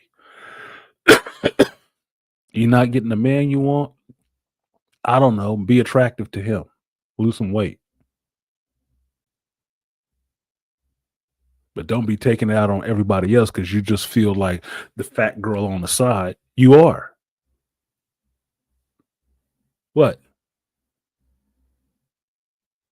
And you don't like people talking to you. Then live on an island. What the fuck, dude?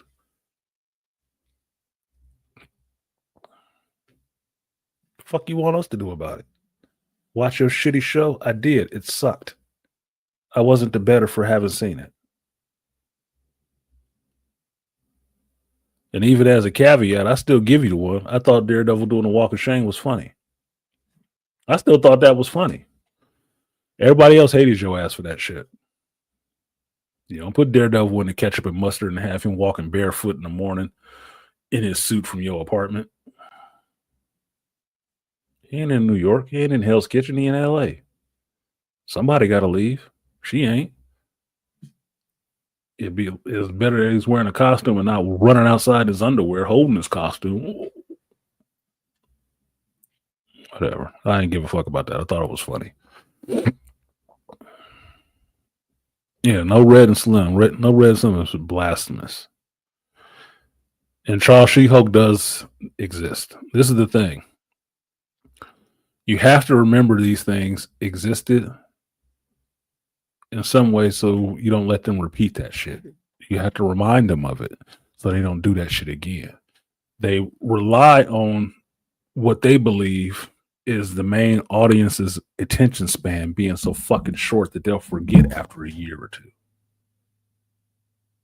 You need to let them know that you are as long live in your memory remembers like a fucking elephant. Like, no, I'm still here and I still remember that shit you did. No, don't bring this goddamn person back around here ever again. I still remember. Me and Petridge Farm still remember, and I'm not forgetting. No, I'm still holding post and watching the horizon. Don't let that motherfucker come over that bitch again. Nope, we here. 1,000-yard stare, buddy. Got you. I know you were. You talk about it every time. I know you were disappointed. I was disappointed. I'm not even a major She-Hulk fan, and I was disappointed. And I was excited for the show. I thought, oh, okay, it could be good. It wasn't. It wasn't. The best parts out of that show didn't have shit to do with She-Hulk. Nothing to do with She-Hulk.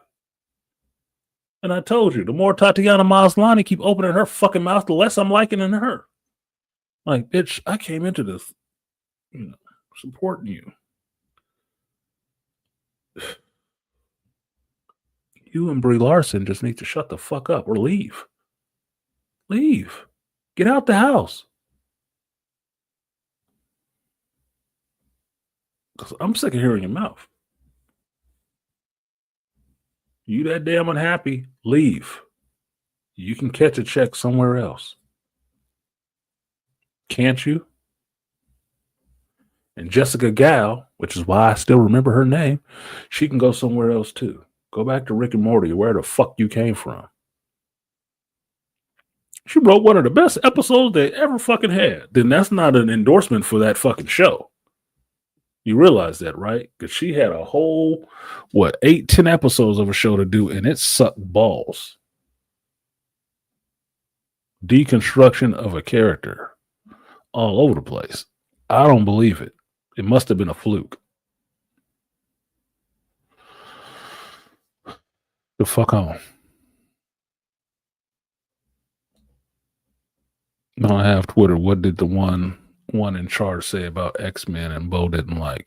I don't have Twitter either, Joe. We both Scorpios. I'm pretty sure we don't give a fuck about Twitter like that. Naming the fact that neither one of us have it. I don't. I heard a report of some things that Bo said. I can't look it up to see it because I don't have fucking Twitter. But there's a lot of YouTube commenters out there. I believe Nerdrotic went into it. He showed the clips, and then it was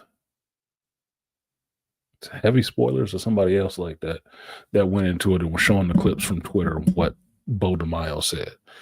It's damning, but it's not anything that you would be overly surprised about, because if you've seen any of the products that Marvel has produced, you would know the people who did that don't know what the fuck they talking about. They don't know anything about these characters.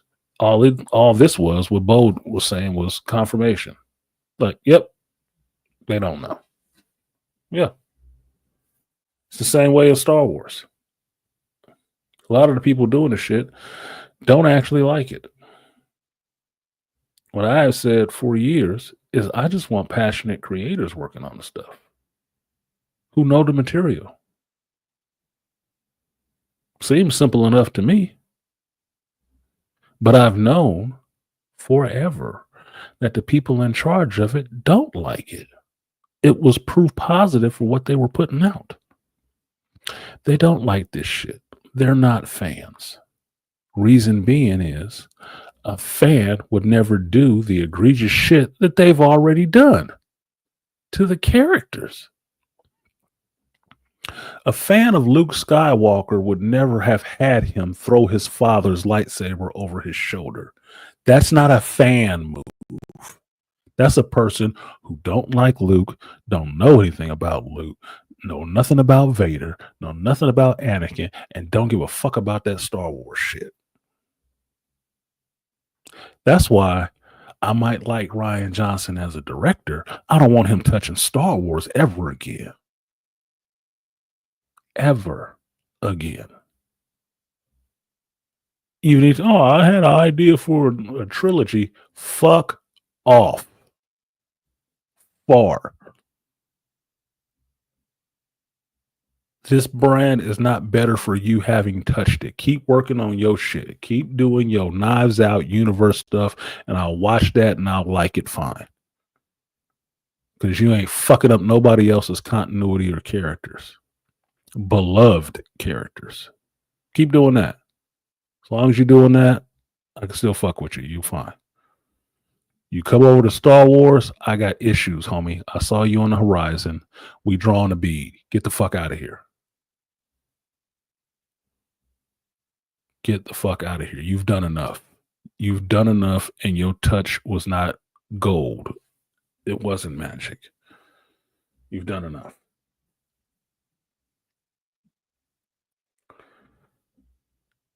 Jessica Gal is the same thing. I don't hate the She-Hulk character. I hate what she did with She-Hulk in that She-Hulk show. Can it be fixed? Yes, because a good writer can always change it up and make it better.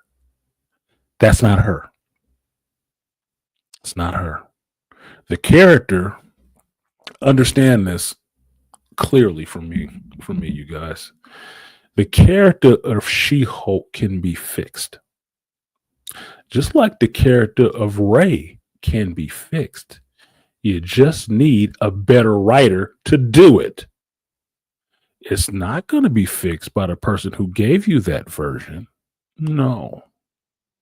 They suck. Character motivations, character growth, the words that come out of the character's mouth will not be fixed by them touching it again. Because they're just injecting themselves, which means they're not interesting or good people either. But if you take a competent writer, I would dare say even Zach Krieger wrote a better character in a shorter span than that Jessica Gal's She-Hulk stuff. She'd make it more interesting. If you saw the movie Weapons, the character of Justine, played by, what's that bitch's name? Julia Garner. She could have been She-Hulk. The way that character was could be a She-Hulk character, and it would have been more interesting to you. She drink, she want to fuck, she talk crazy sometimes. Sometimes she a little scared when she mousy. That would have been a more interesting She-Hulk than the shit that you got. because the person who wrote it ain't that goddamn interesting. And that's what she's complaining about through the whole show of being irrelevant to men.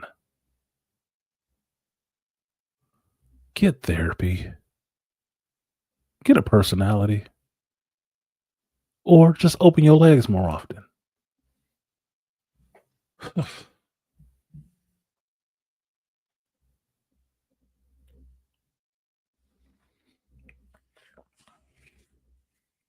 So, with a better writer, She-Hulk gets better. With a better writer, Ray gets better. It's just that simple.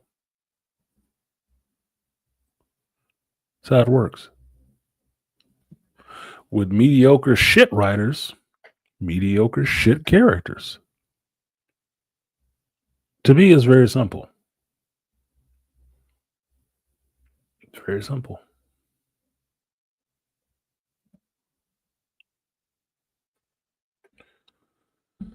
So, behind the scenes of Marvel is a mess, and we know this because we are the buying public who are watching these movies and constantly shaking our head like, this is not passing the smell test. This is not doing it. The last two things that they've done, which was the Eyes of Wakanda that I saw, and Ironheart, they pushing under the banner of Ryan Coogler being executive producer. Like, you know the guy who did Black Panther, right? Well, here's some more of this bullshit that you might not like.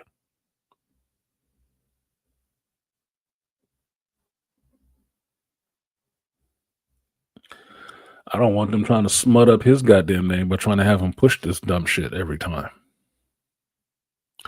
Because like I said, Eyes of Wakanda look nice. The messaging in that shit is kind of flawed. And I don't care how many Cooglers were signed on to it. Some of that shit seems kind of flawed in and of itself. I like y'all. I support y'all. But that shit, be more discerning. Because trust and believe that if it fails with your name on it higher than the people who actually made it fail, it's your failure. That's what they doing. They smutting up your name. They ain't smutting up theirs. Black Panther, most characters get nerfed in the MCU. This is what it is. In comic books, the easiest way to nerf a character is to make him a good character. That's the easiest way. The villains can be overpowered.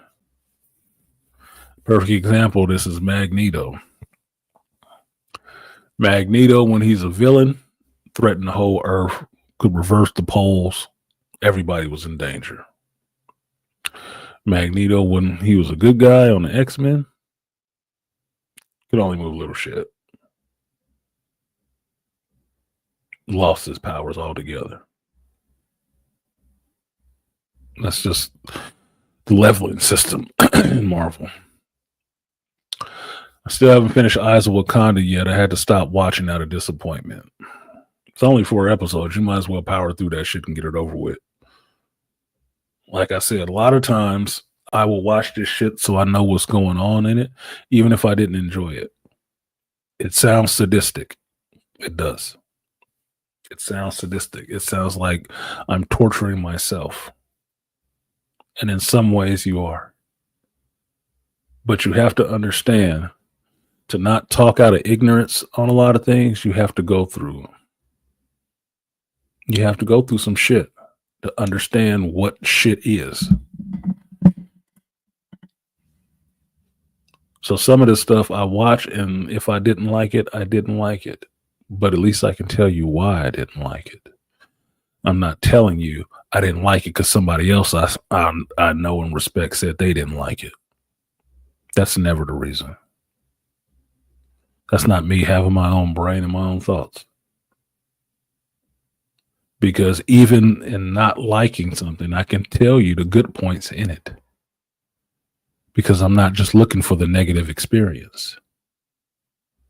to come back, puff my chest up, talk loud, and say, yeah, it sucked because of this, this, and this. No, that's not what I'm doing it for. I'm doing it because I want to be accurate about what it was and what it wasn't. So I'm looking at it on the whole. What worked, what didn't. Those are conversations I can usually only have with people who've seen it too. Because if you haven't, what are you pointing out? Nothing.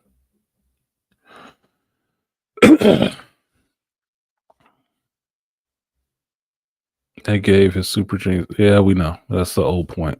But yeah. He's still smart. She's just smarter. And Marvel keeps doing it. Every male character of some prominence needs to be replaced with a female. They've done it in the comics too. Beastly in here, he's seen it with who the hell is Galactica? Where does she come from? And why are you seeing Galactica more than you seeing Galactus? To give you a female Galactus. Like the animation style, Dr. Rosie? Yeah, I like the animation style. I did. I like the character designs. Just some of the stories was way too feminine. They lean way heavy on the femme shit. That was ridiculous. Absolutely ridiculous. And it was blatant in the episode with Basha when the Iron Fist got into Wakanda.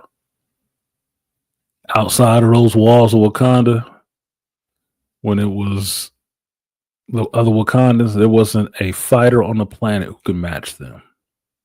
Not a one. There were more than a handful for a bunch of people.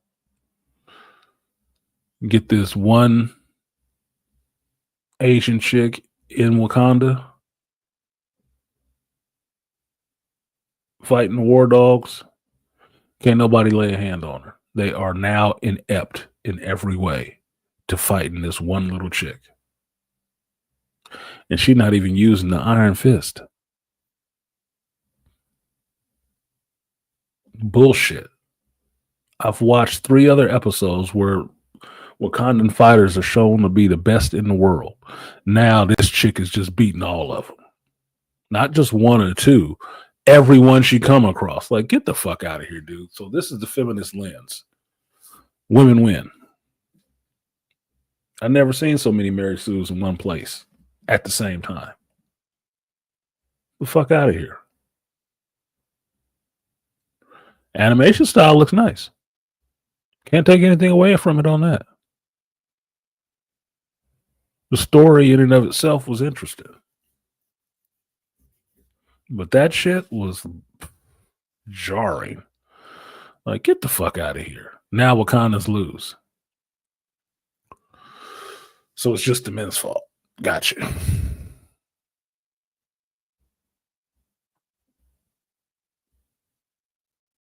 Anyway. So, about 2 hours in.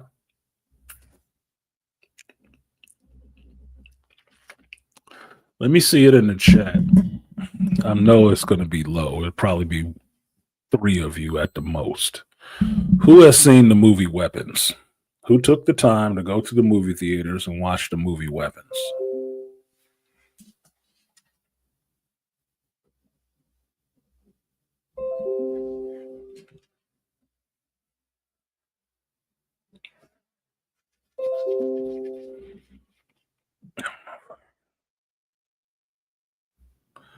I love when I hit close and it opens the goddamn video up.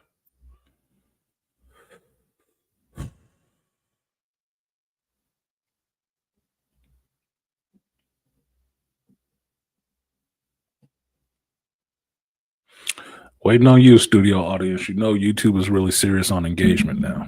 So you have to be actually active. I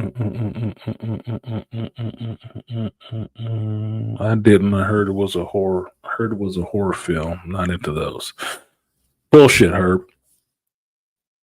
Bullshit. You'd like this movie. I would say one of my points on this movie is that this movie and Sinners is proving that there is room in the horror genre to tell a story that is not necessarily a horror movie. That what I see this movie doing and what Sinners did is they took something that's supposed to be horror and made a great movie out of it that doesn't necessarily just fit neatly into it's a horror movie. It's not. I would say after seeing this shit, because that's what seeing things are better for, it is more of a thriller and a suspense than horror at all. I saw it Friday night, opening night. Were there jump scares in the movie? A couple. But the story is told in such a way. There's more character development than you ever see in a horror movie.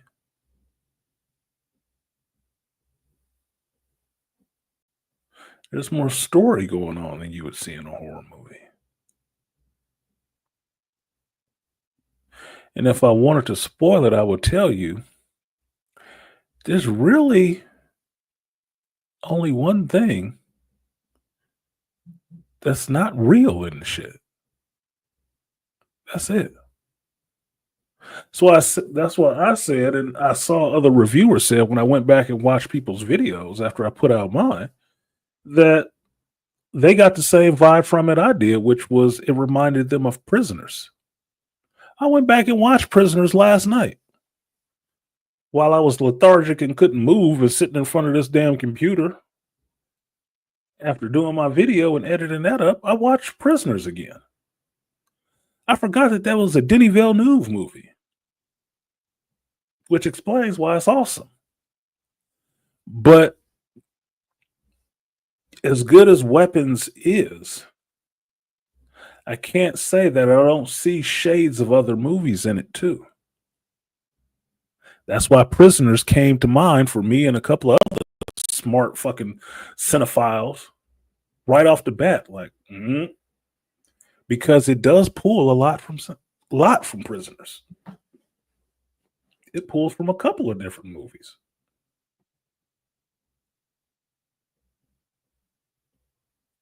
But it's mixed in such a way with the story that it makes it a hell of a lot more interesting. That those individual elements that it pulls from other movies makes the whole more interesting. It's like, oh, okay. So it's not strictly a horror movie. Because make no mistake about it, at some points in it, you could say that you were watching it. But it's not. But it harkens to that. I heard another reviewer pointing out why the time 217 is so specific in this movie, but the writer-director, is not saying exactly where it comes from. But for him, that reviewer, when he sees 217, the first thing he thinks of is The Shining.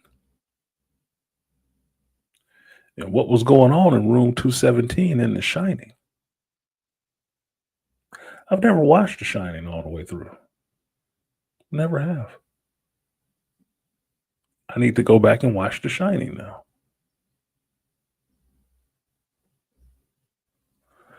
So you can see that if you watch the movie, you can see some tones from other movies in it. Some aspects of other movies in it. But he didn't lean on that. It's just like set dressing. It's like watching the trailer. You don't know what the hell it is that you're watching, but all of a sudden you see skulls of aliens and stuff like that. And you automatically know, oh shit, this is a Predator movie. Set dressing.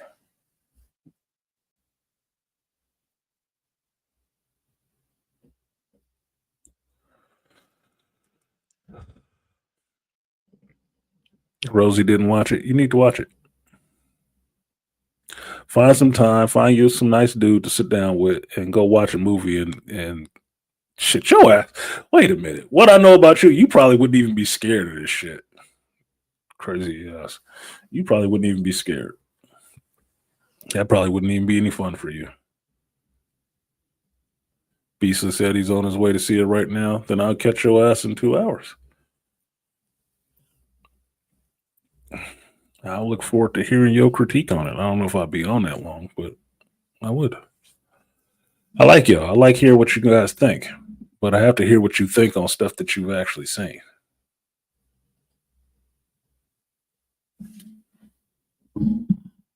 Your honest opinion. That's the hardest part of doing this kind of show in the black sector. A lot of people are slow in the uptake.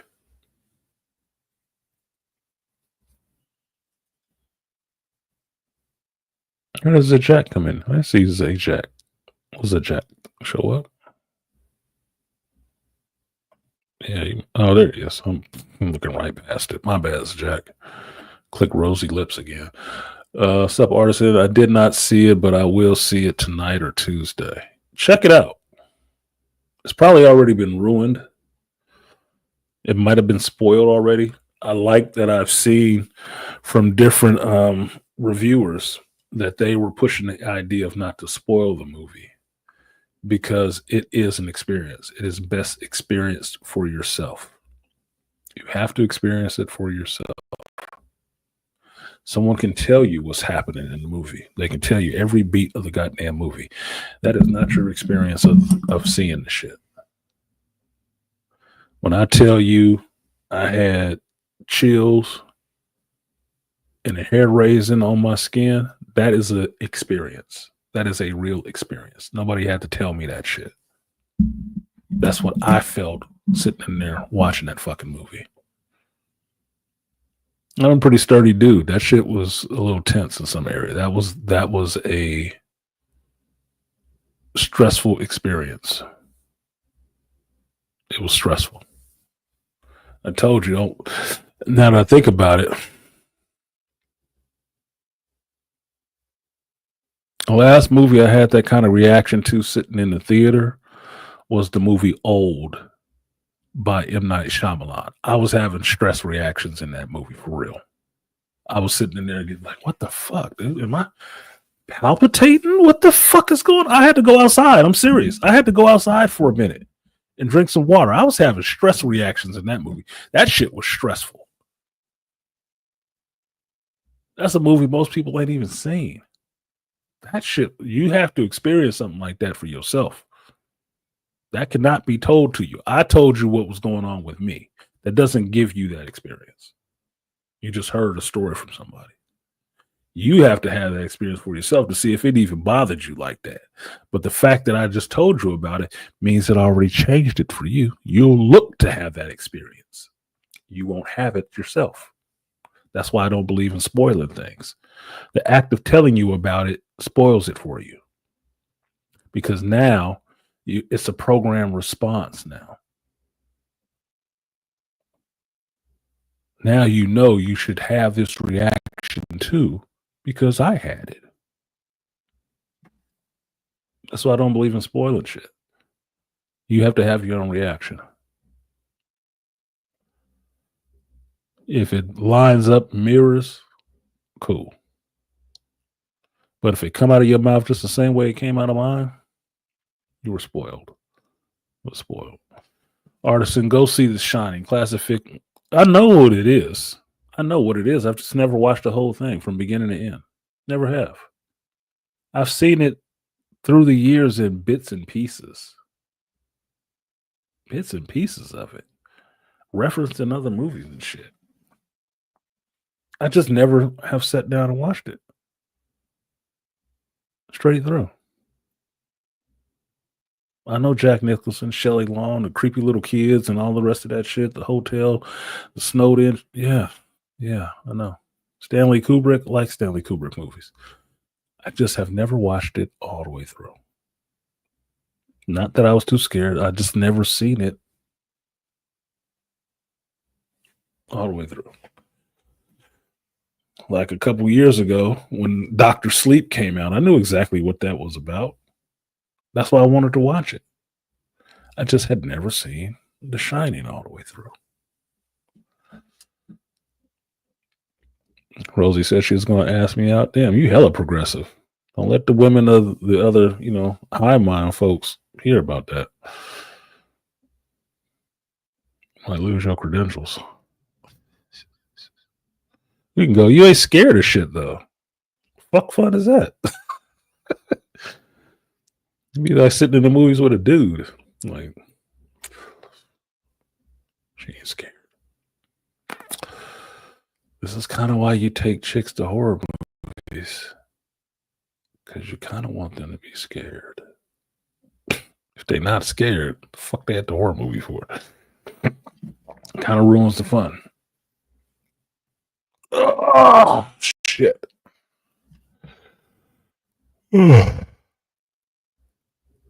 Excuse me. Y'all are boring me. So, since enough of you have not seen it, what can I say about this to not ruin it? I mean, you showed up here. I put it on the banner. Put it in the thumbnail so you know I was going to talk about the shit. And you still showed up. I'm not telling you to leave, but I guess I'll give you a little review.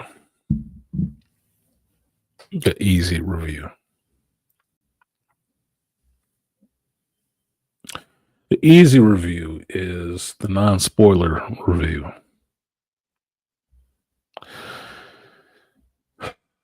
The movie takes place in a small town in Pennsylvania, Malika. Small town in Pennsylvania. And 17 kids go missing, which you have heard. One kid in that classroom does not go missing. He still shows up to class. It's not 17 random kids. It's 17 kids in one classroom in this school in a small town. That's significant. The parents, the police don't understand what happened, and a few of the parents blame the teacher because the teacher has some questionable stuff done in her past. You progress with the story from the teacher's perspective first, and going through the teacher's perspective, you find out that she is not that cool of a person anyway. She got her own demons she fighting. She's an alcoholic. She might be kind of a slut, which if anybody, I shouldn't say that. I was thinking of Charles when I was going to say it, and I probably shouldn't say that shit. Look, if you know some teachers, some young teachers, they have some proclivities. Stereotypically have some proclivities. Let's just say that. We'll move on from it. She does. You see how she's being tormented because people blame her for these kids being missing. She loves the kids. She wants to find out why they're missing, and she starts doing her own investigating since the police have not come up with any ideas after a month's time. She starts investigating herself about why these kids are missing and why the one kid that's still here, what he may know, because they don't let her talk to him. Through the course of that movie, it shifts from different perspectives in this same couple of days, from different characters in this whole scenario attached to this whole thing. The Josh Brolin character of Archer is one of the parents of one of the kids that went missing. Josh Brolin is doing his own investigation on what happened with his child, why these kids disappeared. And he is one of the parents who has looked into what was going on with the teacher, what's her name? Justine, to find out that she has a little bit of an unsavory past as a teacher. You know how small towns don't like that shit. You know, you too liberal and metropolitan. That shit rubs, you know, God-fearing, you know, conservative people the wrong goddamn way. Just does. I don't like all that, you know, open shit that you be preaching.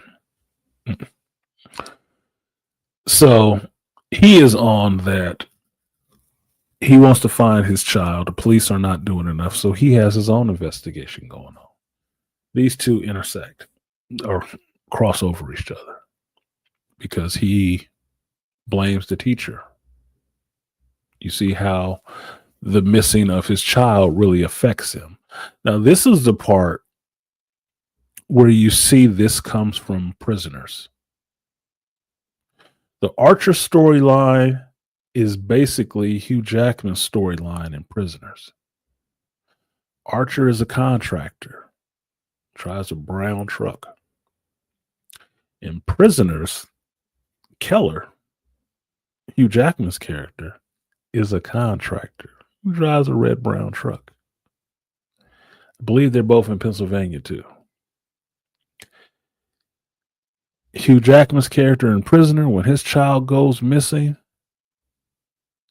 he turns into a different person about what he's willing to do to try to find his child and his best friend's child.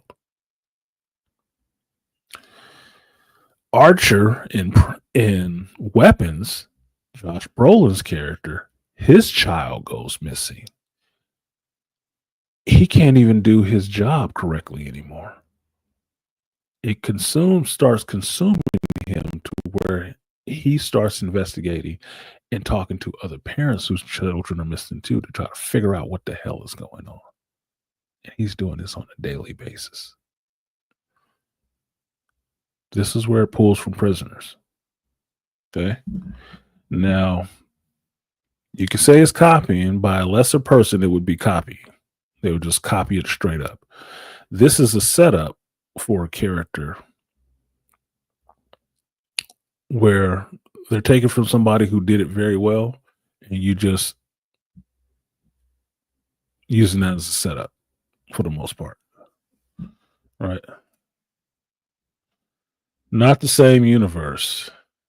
Not the same universe. I've heard people say that this, because I haven't seen Barbarians, so this is just coming from other reviewers who have seen Barbarians, that this happens in the same universe as Barbarians because it's made by the same writer-director, but I don't know. I can't speak to that because I haven't seen Barbarians. Once I see Barbarians, or Barbarian, not in, no S on it, it's just in. After I see that, then I can tell you more certainly if it's in the same universe or not.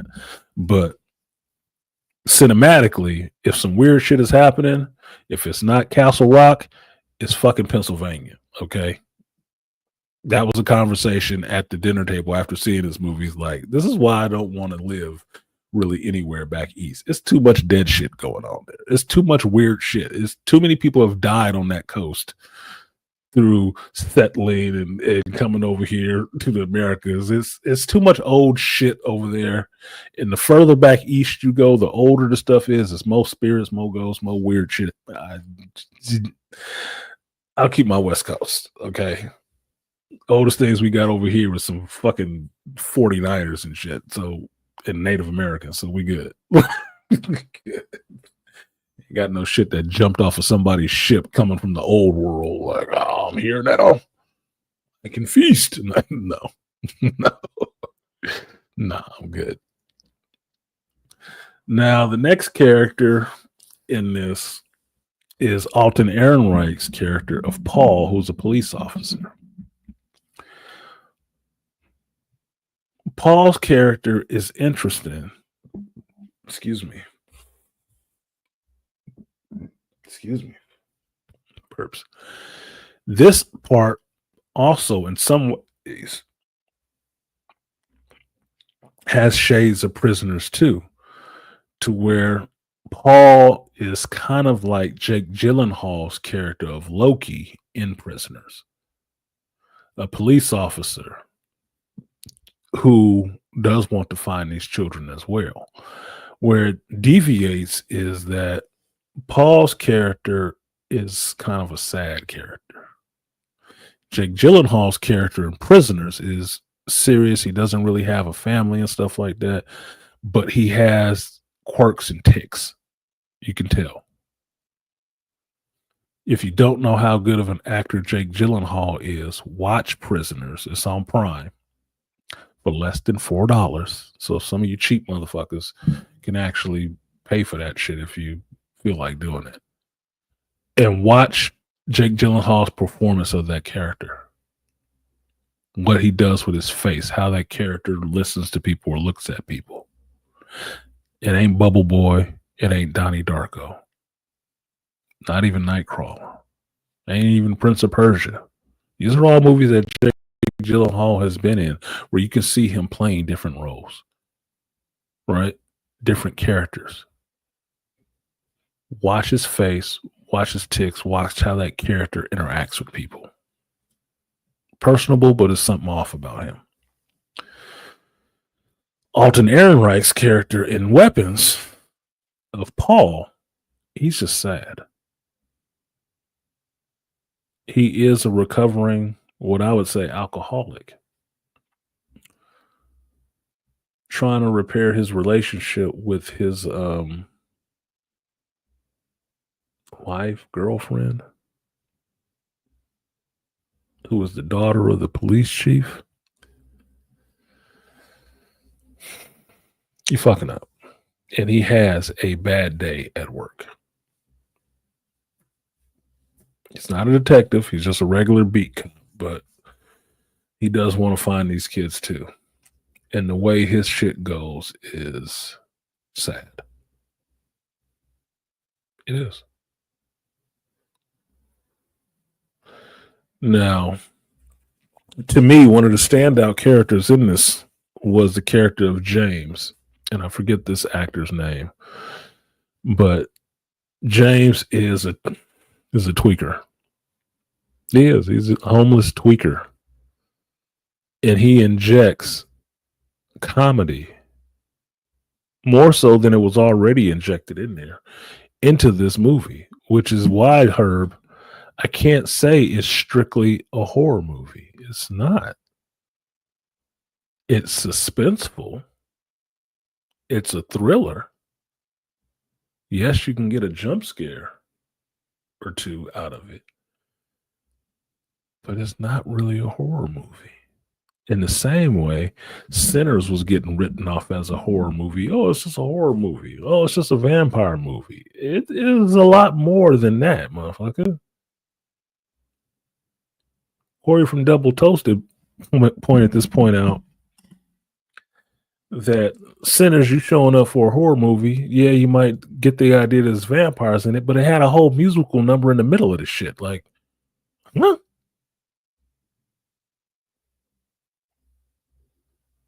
These are movies that are breaking that genre in a sense. That it's more of an amalgam of things, that it makes it hard to classify it as strictly a horror movie. Because classifying it as strictly a horror movie will get people like Herb not watching the movie because they don't do horror.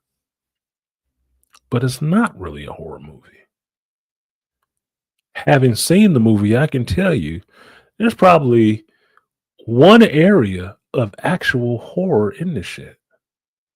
Maybe two.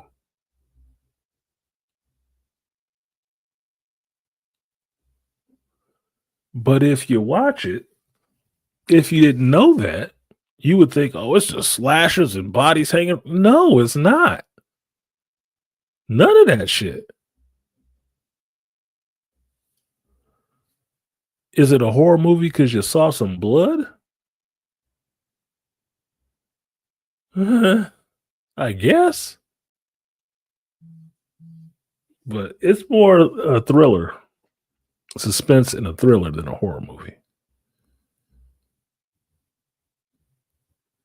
I mean, there's a scene that happens in this movie with Benedict Wongers from the MCU playing the character of Andrew, the school principal. There's a scene that happens with him that you could see in a Tarantino movie, but it wouldn't make a Tarantino movie a horror movie, would it? No. Tarantino don't even do horror movies. I mean, he was in From Dusk Till Dawn, but that was it. But the scene plays out like something you would see in an action movie or something like that. And like, but if it was in a different movie, you wouldn't call it horror. You could see it. You have seen it in other movies, and the movies weren't horror movies.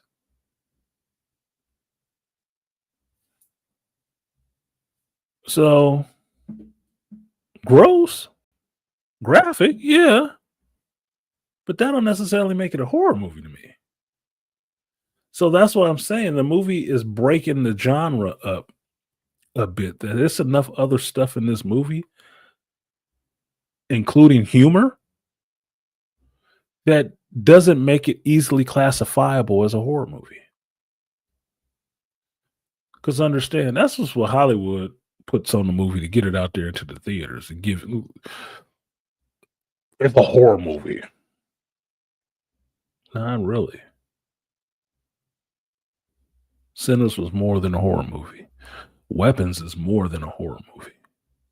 It could get a broader audience if you weren't calling it a horror movie. But you don't want anybody to sit down in the movie and be shocked all of a sudden, like, oh, fuck. That's the thing. You have to have some reason to classify their shock. Call it a thriller.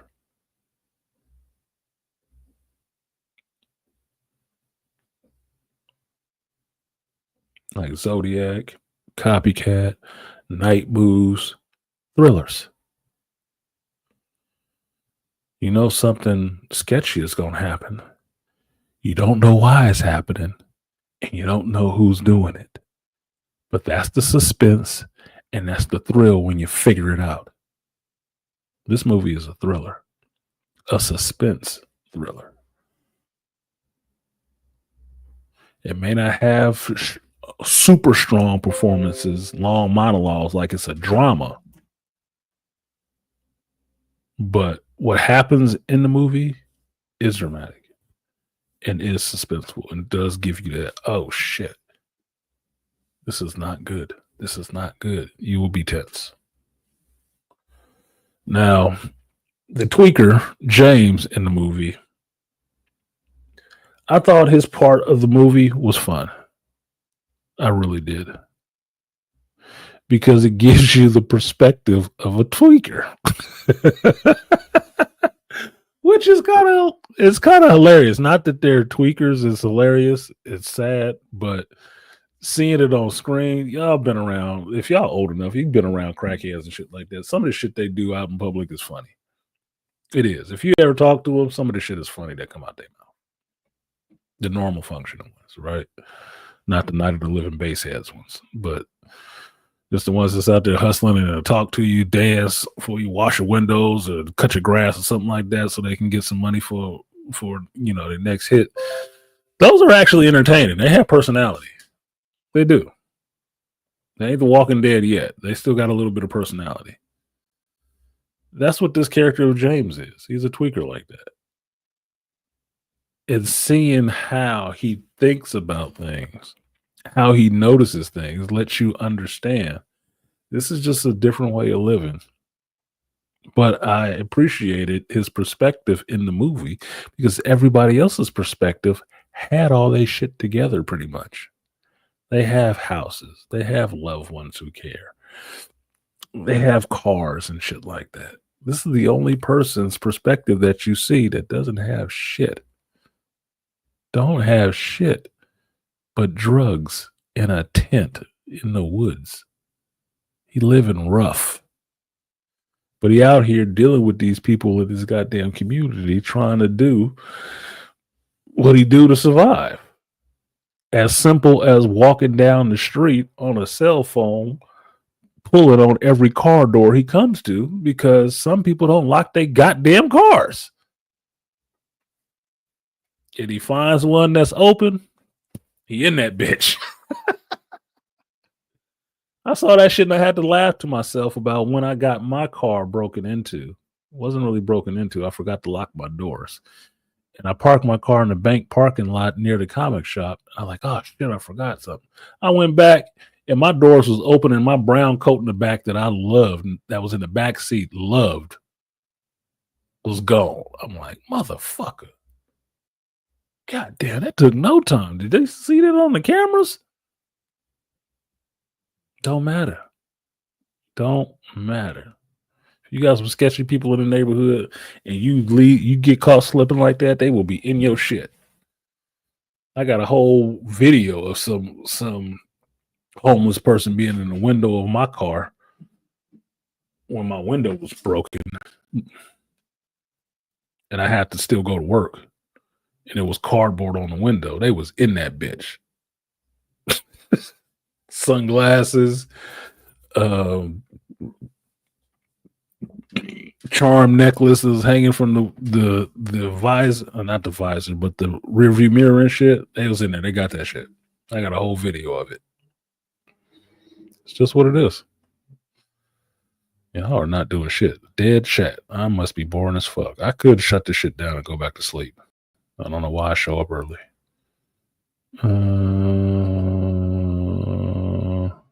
When Rosie said, I could pretend to be scared and hug you if you want.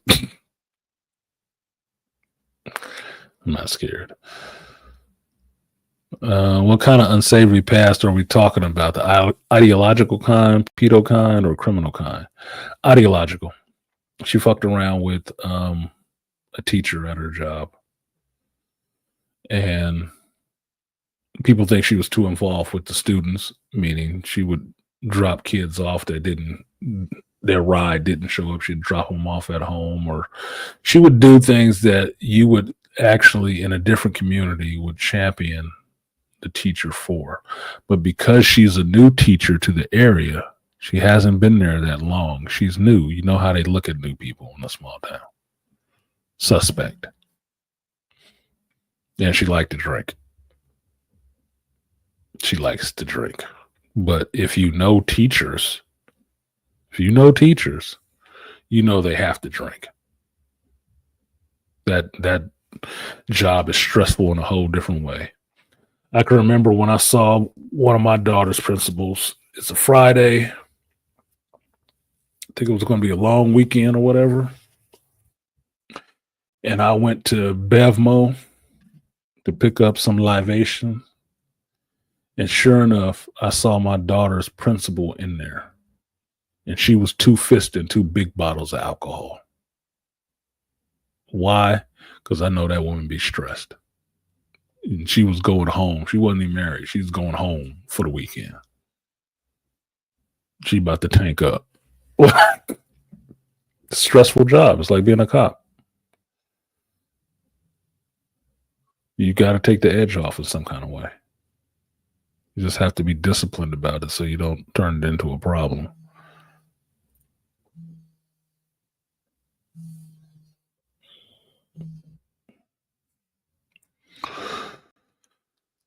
So, what was the other part about it? There's another character in this movie that I'm not mentioning because it's important. But I will say,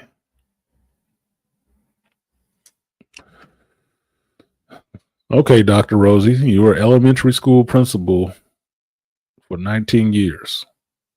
What is your drink of choice on a Friday after you got finished dealing with them damn kids and their parents and the faculty? Are you sitting there sucking on soda? Drinking beet juice? You tell me. I don't want to put words in your mouth. You tell me. How did you cope?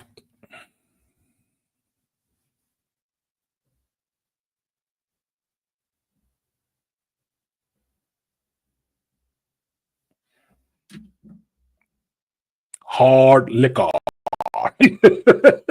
No shit. No shit. this lady in that's why it was so funny that I saw her in the Bevmo. Is that I just saw her like the day or so before. Kind of tired or whatever. When I saw her in there, she was picking up some hard liquor too. It wasn't no wine, nigga. She wasn't about to have a hot girl cry session with the wine in the couch. No, she was picking up some hard liquor. Hard liquor and sex. Yeah, you get your rocks off some kind of way.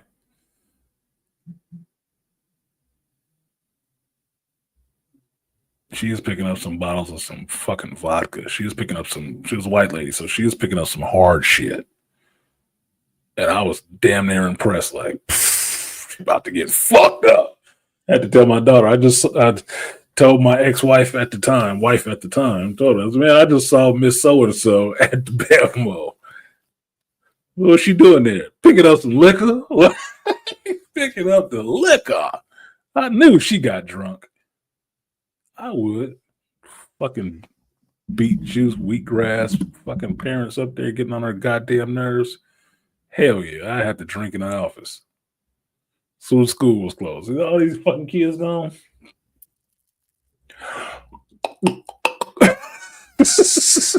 Fuck out of here. So I can drive home without wanting to run you bitches over on the street. Hard liquor and sex. Yeah, liquor's quicker. Sex candy is dandy. What am I like to say? Having your car broken into and having your personal stuff stolen out is a hurt piece. It happens to me some years back. Yeah, it happened to me some years back too. I got this car that I have now broken into twice. I think it's because the windows are too big and wide. And the only time that actually bothers me is the first time because I didn't take my backpack out the car. And my backpack had my flash drives in it of all my pictures. And that's gone.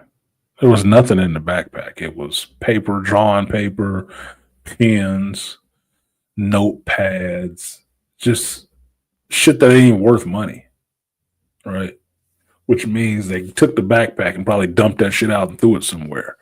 And in that, it had my little streaming gear, which was USB cords and flash drives and shit like that to save pictures on.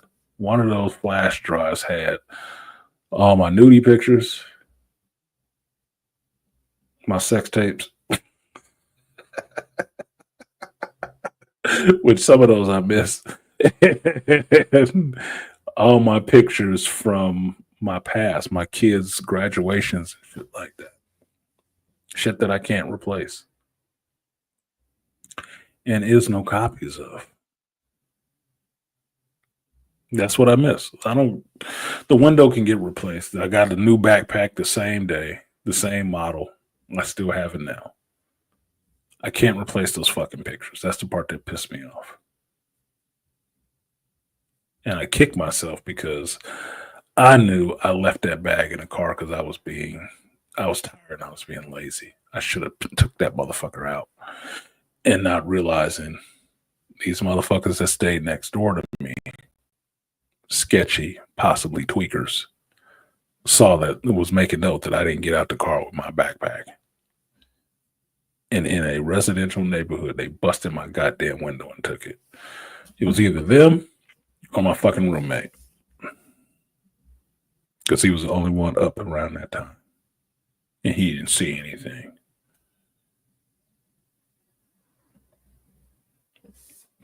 I hated when parents bumped into me out and about, and they would stop me to talk about their fucking kids when I wasn't on the clock. Yeah, I don't want to hear about your fucking kid. I don't even like your kid when it's during work hours. Don't bother me after work. That's the only thing they had to talk about, though. You was probably getting a lot of dudes hitting on you, a lot of male parents. Go back to your sex tape. I want to hear more. There were sex tapes, videos. images.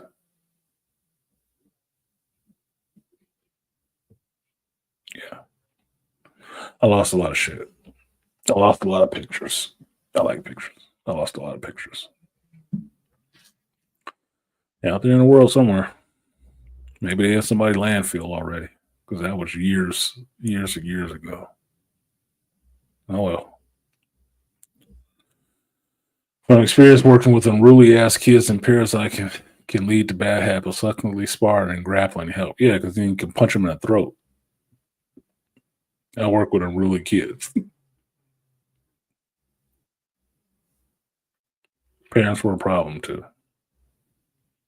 Especially in this day and age where they believe that you are the enemy and not there trying to help them with their fucking kid. So they can show up acting really irate with you. Like you are not another grown ass person.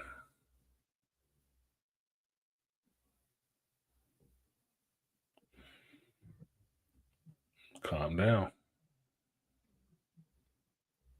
Don't come at me with that shit. Your hothouse flower, your little hellion was not maintaining. Of course, you know this, right?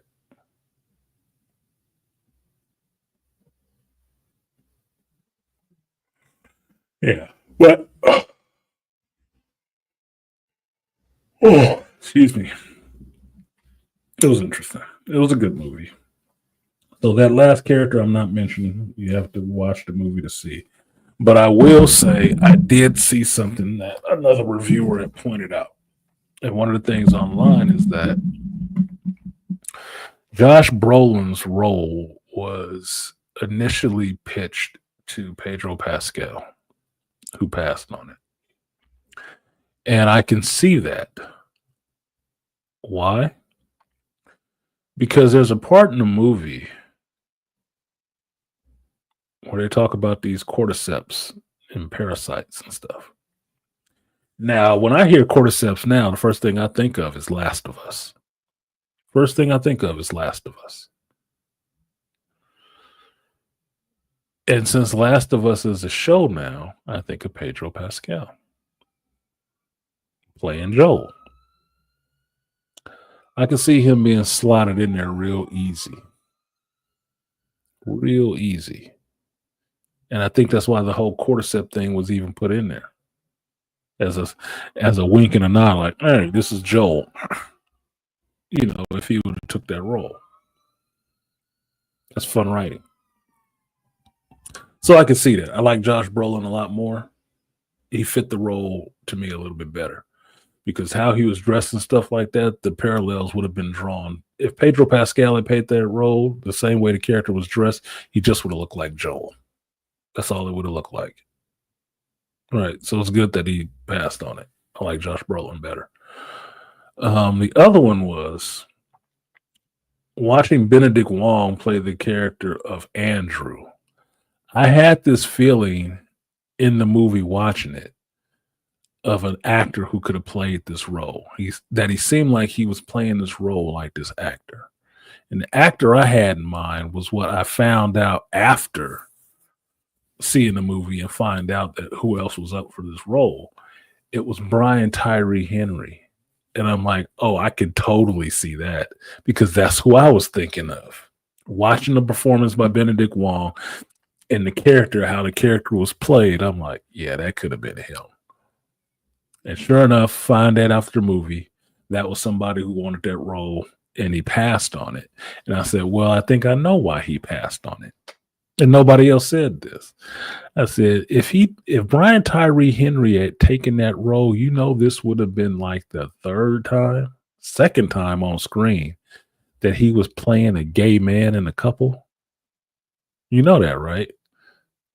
That's why he passed on this role. He don't want to be typecast as a black gay dude because he ain't gay. You could say his role in Bullet Train kind of played against him on that. These little, you know, soy men, kind of squishy. Yeah, I'm sure he didn't want to be associated like that because it didn't go so well for his career after doing that shit in Eternals. That's one of the most uncomfortable on-screen kisses I've ever seen.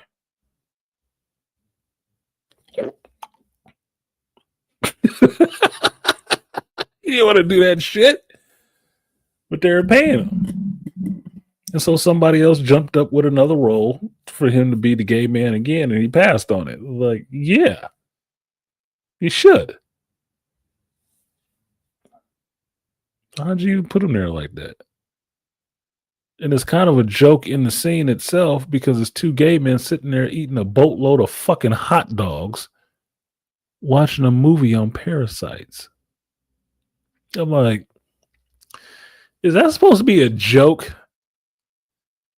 Gay men with a flight of fucking hot dogs they're gonna be choking down? Come on, man. Who the fuck is this dude writing this? With just mustard, no ketchup, just mustard. I was already like, ooh. Yeah, you made like 6 hot dogs, so y'all got 3 of each. But you ain't got no ketchup? Motherfucker, what's up? What up, Chance? Yeah, what up, world? It's not the world. It's only 11 of us. This is not the world. I will not be at world status. No. I'm too dark. Despite what Charles says, I am too dark to be that big of a YouTuber. Especially if it's gauged off of engagement. Yep, MC on the mic. The mic with the mic. So, Brian Tyree Henry was supposed to be up for that role and passed on it, which I can totally see. I liked it with Benedict Wong in it. It made it interesting. And it would have looked really shitty if Brian Tyree Henry was in part of this role, because part of this role would have looked like it could have been taken as some racial shit. The way the character looked before the end, the character of Andrew looked before the end. It's a practical effect, which looks cool, but it would have been looking kind of crazy. As it stands, it was fun to see this many actors who worked in Marvel movies all in the same flick. It made it fun in a sense. Where else can I see the Sorcerer Supreme, Thanos, the Silver Surfer, and what was Isaiah? Not Isaiah. It was Obadiah Stane's son. I'm forgetting what his name was. Where could I see all these people in the same fucking movie and them not be in costume? It's kind of fun. It's kind of fun in that way. The movie itself begs to be seen. You got to see it. This is one of those things you cannot be explained to you. You got to watch it and you got to feel it and have that experience. Once you have that experience, you can come back and actually relate to everybody else who has seen it, because then you will now get things that most people just hearing about it will not get. There will be nuances that you picked up, because I can tell you for a part of this movie,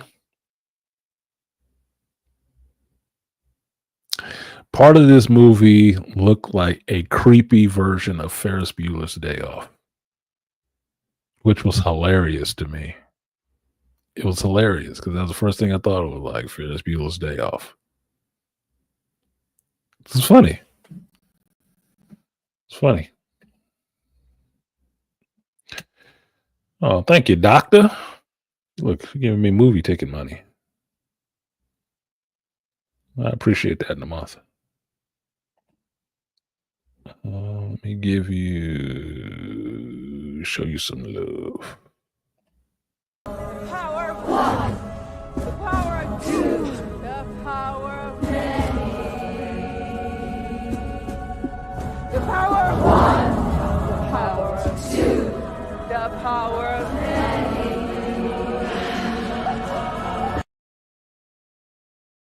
The power of 20. Appreciate you, Rosie. Dr. Rosie. Can't forget people titles that they earned.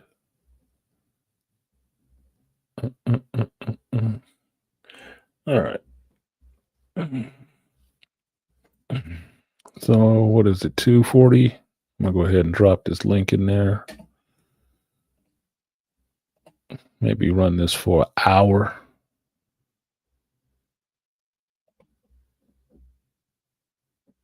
Really ain't into women. That's good. Too many women nowadays are. It's like a feeding circle. Really not into women. Okay, I'll give you this one. Money for the crowd, double lag. Fat, double lag. 100 on the sack, double lag. Block like a ghost town, still double bag. You from SoCal, you like Nipsey Hussle, right? All right, link is in the chat if you want to come up and talk about some bullshit for a hot minute. Then I can get off of here, make a decision on packing this bag, pack this shit up, and clean my house and get my ass up to my mother's.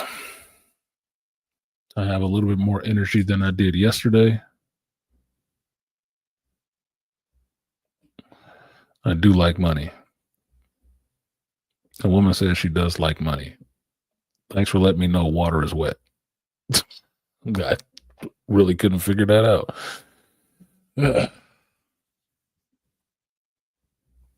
It's going to be 3 weeks after I shut this off. It's going to be 3 weeks before I'm back here. And I don't want strange smells and shit like that in my house when I come back. So I need to do a little bit of cleaning, a little sweeping, a little dumping of trash and whatnot so I can get out of here. Get my ass up to the mother's house. And get ready for my trip tomorrow. Really hoping I'm not getting sick because that would be bullshit. That would be bullshit. So I think I'll take some medication with me and get over my so many ounces on a plane. Too smuggling, cold medicine. I don't want to be dealing with shit. So link is in the chat. You want to come up? I'll give you 5-10 minutes for that shit. And if not, I will shut it down and go on with my day. And let you guys go on with your day. I do have shit to do. I kind of dead in here today. Yep. Dead as fuck. We'll say the last part is if you haven't listened to it, go back and check out Angry Man's stream from last week about Kevin Samuels. That Kevin Samuels learned from him, or I forget how he phrased it. It was a very good stream. And it's a good stream for you people who have not been in this space a long time. And by a long time, I mean longer than 5 to 6 years. 2014, 2015 and shit like that. To see when people come in and go out, develop, blow up, whatever. To hear, to understand why people get pissy about talking points. Especially in this space. Because at the end of the day, that is your intellectual property. What you say. What your experiences in life have taught you and how you conceptualize those experiences and voice them to others is your intellectual property. How you present it. And how some people can take issue with how Kevin blew because of how he incorporated that shit without credit. And this is the part that I know gets me at odds with folks in the space about that shit, is because I believe in giving credit. Plain and simple. You always give credit. It's like always citing your source. It's not enough that you take it, which is out there, is fine, it's in the wild, right? Giving credit shows how you respect the person who developed it. By not doing that little bit, and we supposed to be in a space of all black men supporting and respecting each other, it flies in the face of that respect. It means you don't respect them at all. Because it is the absolute show of respect to say, train hard, say your prayers, take your vitamins. Shout out to Hulk Hogan. That's respect for what they have developed. That wasn't something I was saying before then. But it exists in consciousness now. In that order, in that way. George Carlin had a real funny skit about those things, about words and how they're used. And he was 100% sure that some of the stuff he was saying in his comedy skit, which is his intellectual property, he's just saying it. It's just words. The way he arranges them and say them have never been done that way before. That's what makes it originally his.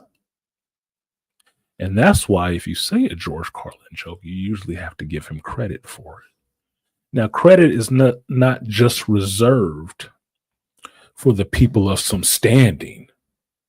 Credit is reserved, especially if you're respecting all men, for everybody. If they said it, you give them their respect for it.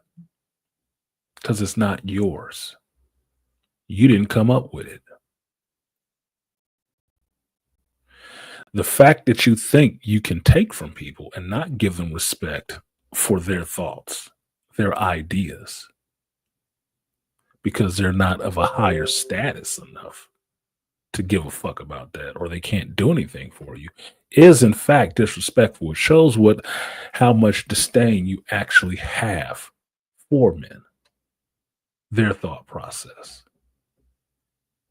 who they are. That's the most disrespectful part.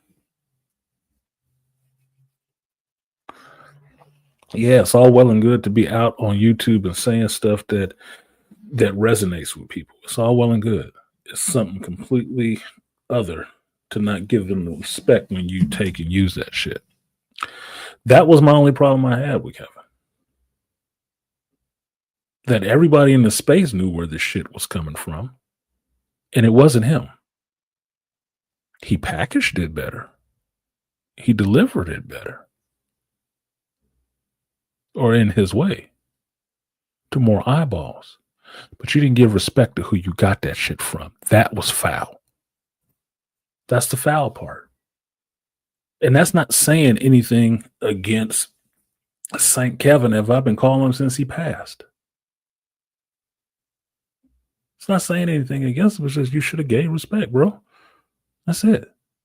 It costs you nothing. It takes no time. When I quote something he said, I give him credit. Anybody. It goes on in the conversation just like I'm talking right now. Don't miss a beat. Why? Because I believe in giving people credit for their ideas. It's important. It shows you value them as a person, their intellectual contributions to this.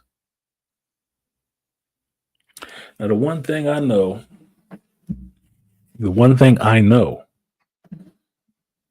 that Kevin got from me was what he called sex sandwich and silence. That is a rephrasing of what I said and I shared on this YouTube. I believe it was BGS's space. That's the only way Kevin would have heard the shit.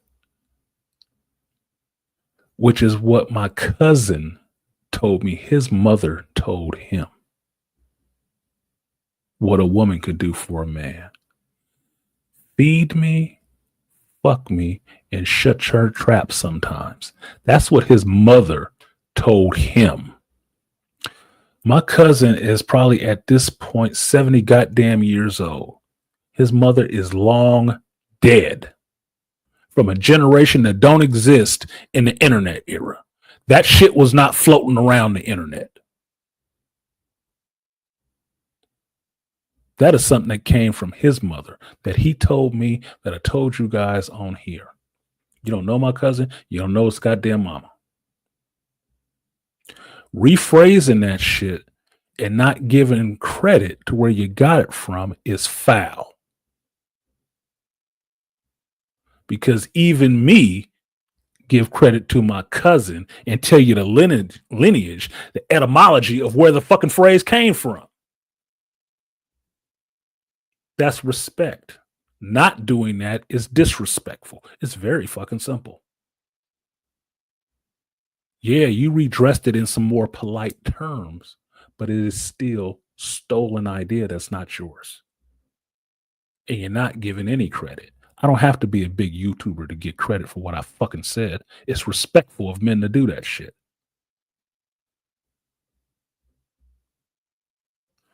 You both Gen Xers. About the same age.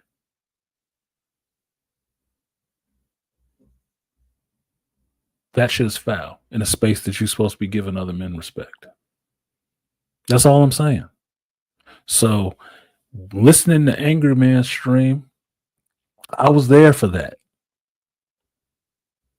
It wasn't a history lesson for me because I was there. There's no homework. I was there. I saw it. I remember it. And anybody that got a problem with him airing that shit out again is your fucking problem. I appreciated him doing that shit.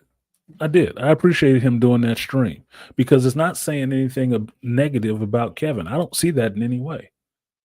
All of us in this space love Kevin. Even when people was attacking him, trying to ruin his shit. Those of us that talked to him, was on panels with him, knew him, saw his channel come in, saw his channel blow up. We ain't got no hate for Kevin. But if you blow up off of taking other people's talking points and you're not giving them credit for that shit, that is foul. It's nothing wrong within a group of men to say, man, what you did was kind of foul, nigga. That was kind of foul. There's nothing wrong with saying that. There should not be a chorus. Y'all just hating on his. Shut the fuck up. Shut the whole fuck up. On my deathbed, I'm sure there will be somebody who has something negative to say about me that ain't fucking true. That ain't true at all. Anything good I did, they will be there to try to take credit for that shit. But the one thing I know that's original to me, living this life that I'm living, in the world that I'm living, during the time that I'm living, is my perspective on that fucking world. That is not regurgitated. That is not common fucking knowledge. That is my assessment of the world and how I deem to communicate that to you. That is my intellectual property because it came out of here. Now, I may see that shit echoed in a lot of places that don't give me credit. I've told you guys before about sitting there watching another streamer's show and 6 goddamn other YouTubers sitting there repeating my whole show verbatim, jokes and all, wanting a fucking butter biscuit or somebody to throw them a fish like they performing Seal. And I'm like, that was funnier when I said it. It was funnier the first time I thought it up and said it. And I sat there and watched them do it. They didn't give me no credit. But I don't expect to get any credit from them. Those are fucking white boys and Europeans. Why the fuck do they give a damn about my little ass channel? They care enough to listen to it to pick up some shit. They don't care enough to give me any respect because I'm not big enough for them to actually feel like they need to respect me. So they're comfortable stealing off of you as long as nobody else know where you are. When you get too big and now you're visible, then it's like, oh no, I knew it all the time. So what Angry Man was talking about, that shadow suppression, yeah, it ain't just from YouTube. It's not. That's why I know it's true.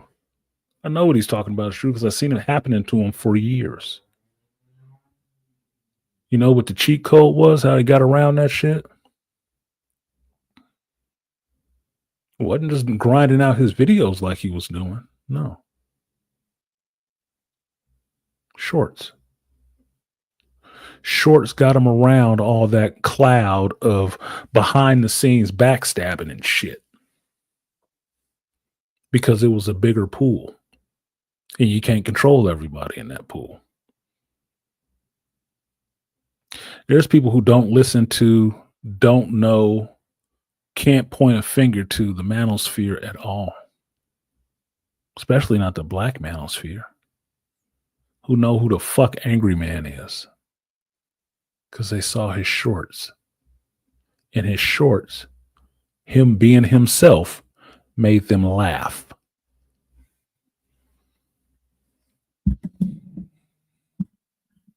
They don't give a fuck about the space. They don't know what the hell he talk about. They just know that short was funny. That is what blew up his numbers and got him out of this cloud, this shadow of don't work with him, he problematic. Blew him past everybody else. That's why he's blown up the way he is.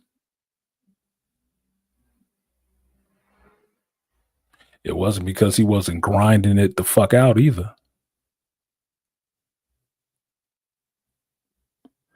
He does, in my opinion, the best show in the black manosphere. Because he's the architect of how you do your fucking shows in the black manosphere. To even be able to say something like, thank you, Joe Herb, for supporting the stream. I will give you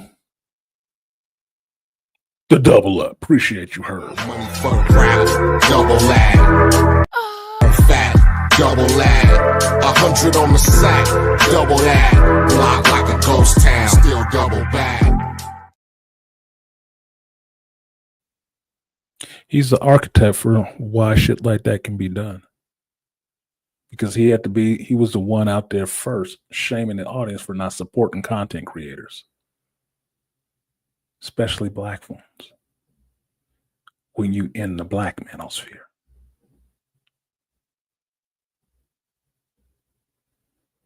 He one of the big three who started the shit. Foundation stones. Right? So he got every right in the world to say whatever the fuck he want to. And most of the time, it ain't because he's shaming people, and it ain't because he's lying. Those of us who were around and saw it know it to be true. I'm just mad I didn't see that stream live. Because I would have gladly gave my cosign on, yes, that's exactly how it happened. I know because I was there. Yes, I remember the two of y'all being on panels together. I remember being on panels with the both of you. I know why I wear cologne at work.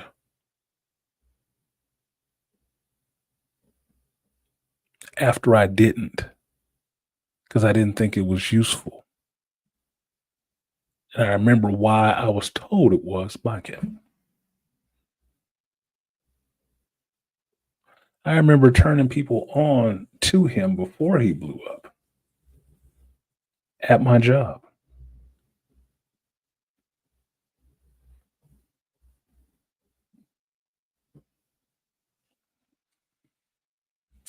So I appreciate stuff like that because one thing you know about the younger generations is that they do not know history. recent or otherwise. They're force fucked so much information so fast that they want it to blow in their mind 1 second and out the next. You shame them about talking to, relying on anybody older than them to give them any fucking knowledge, so they don't listen to old people. They don't trust old people. You just old, nickel. So they don't want to listen.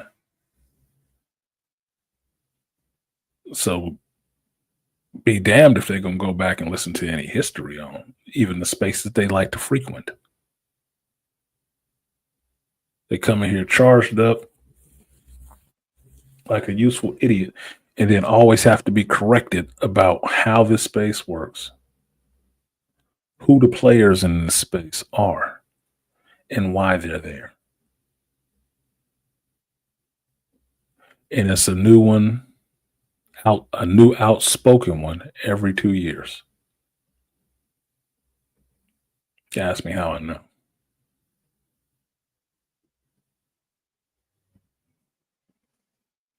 The space turned into something that you could profit off of, not from the people who came along later and profit off of it.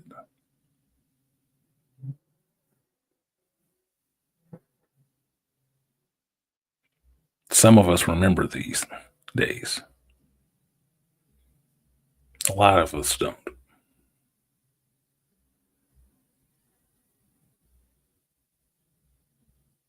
So I appreciate that stream that he did. And he was dropping jewels and bars like he always have for all these years. He didn't even have to go into terminology and stuff like that he developed that is in common use, part of the common nomenclature of the space. Didn't have to.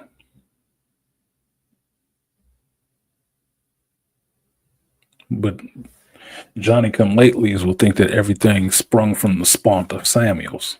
The font of Samuels. No, that's not how it worked. Kevin gets a lot of respect. He does. And he deserves it. But the success of him was not based solely on him.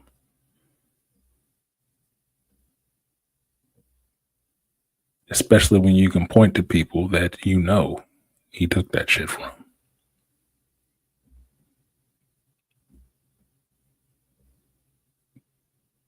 And well, that's good. It got to a wider stage. The part that you cannot deny in any kind of way is that he should have gave respect to where he got it from. That's just what it is. Doesn't take away from his work at all. But you should have gave that respect.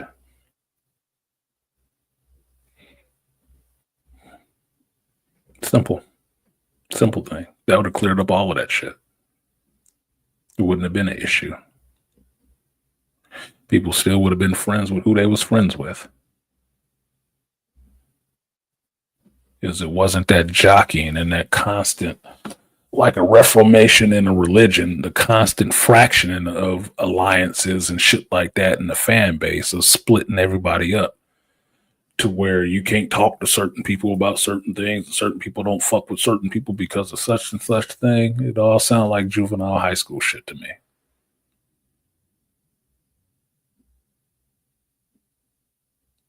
I didn't come here for that shit, and I wasn't going to be a part of any of it. I'm not saying this is a whole kumbaya circle. It's not. But people who have actual issues with each other have actual issues for a reason. All the rest of that shit, if nobody's actually done anything to your ass, you're just picking sides.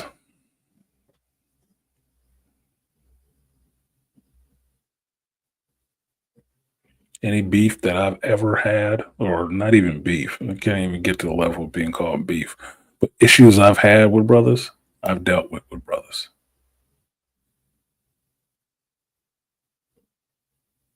Because I'm not online to have fucking arguments.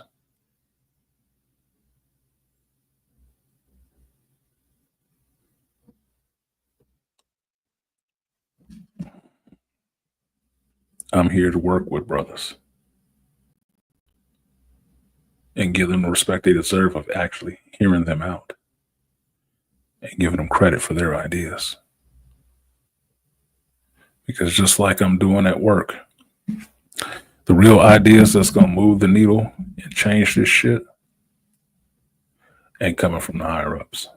It's coming from the people who are actually working with this shit on a daily basis. And that's the people who are still out here dating, still out here mating, still out here trying to raise these fucking children in a world that is increasingly against them. And navigating that is the tough part, where we have to actually help each other. That's the strength of the space. From my understanding, that's the reason for the space.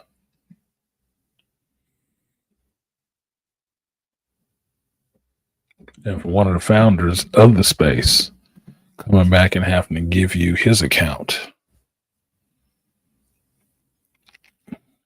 of the history, to me, shouldn't be met with any derision. You should probably shut up and listen. Because who else would know better than the person affected?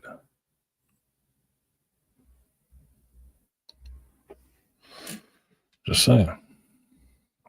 So I left it out there. I said 10 minutes. I gave you 30. Nobody came up, so I'm not that damn interested.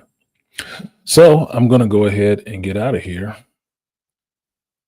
Cut this shit the fuck off. Because as far as I know, it's hot as balls in Vegas right now. And I want to sun it up. Maybe get my 5 shades of blackness turned into 1 shade. Get these bags packed. Get this house cleaned. And get the fuck out of here and go on to my next thing. Thank you guys for showing up today. Definitely check out Weapons when you get a chance. Check it out. The conversation will be probably stale by then. But at least you will be somewhat up to speed on knowing what people are talking about. Shout out to all of you guys who came through. Shout out to my alarm clock angel who woke me up. And next time you guys see me, I will be, or plane crashes. I will be in Vegas waiting to play some pool, hunting down Jeanette Lee on Monday because she's doing a demonstration. So I gotta get close. I gotta get close. See if I can get me a hug and a picture. But I'll be on the floor. I will put up some videos because it looks like I'm going to end up taking my laptop.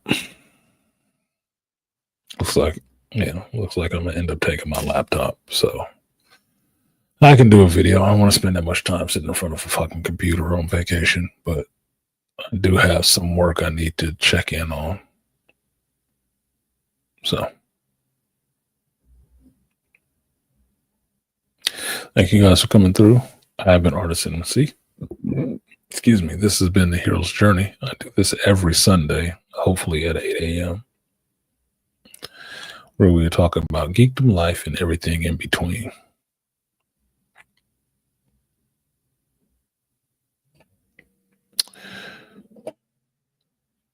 Thank you to everybody who donated today, which was Rosie, Chosen Racer, Rosie again, and Joe Herb. Only 4. I suck as a YouTuber.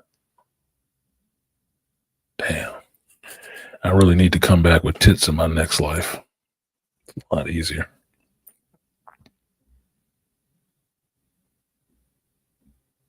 But that's it. I will see you guys next time. Peace.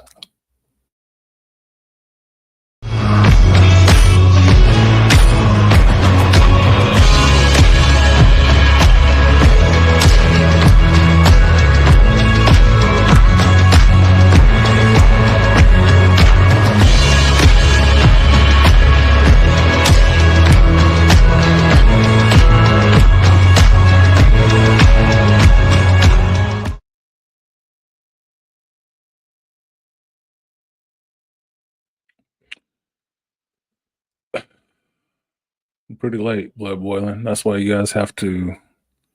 You know they're shutting down channels for lack of engagement, so it must be intentional. You got to conversate on the stream while it's going. But since you asked, outside of a chat, what are your thoughts on Predator Badlands? I'm looking forward to seeing Predator Badlands. The last two trailers I've seen have been exciting and interesting to me, which makes me want to watch the movie. I'm actually really interested to see this alien planet shit too. Aliens come to Earth. I think that can be really interesting. So I got that on my radar to check out when it comes out.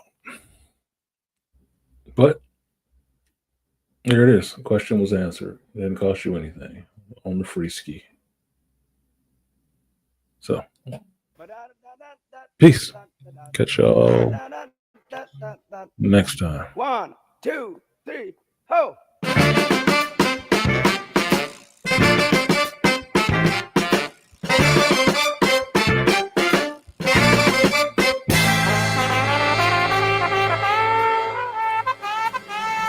Raise up, get yourself together, drive that funky soul. Get up, get yourself together, drive your funky soul. They're doing it down in that soul. Drive that funky soul. They're doing it by the beach. They're driving that funky soul. New York, get yourself together, drive your funky soul. Let your body pop and let your feeling flow. Raise up, get yourself together, and drive that funky soul. When I say Sagittarius, drive that funky soul. When I say Pisces, holla, and drive your funky soul. When I say Gemini, drive that funky soul. When I say Capricorn, drive your funky soul. When I say Scorpio, Virgo, drive your funky soul. If I say Cancer, can you drive that funky soul? Raise up, get yourself together, drive your funky soul. Starter, get on up, yourself together, drive that funky soul.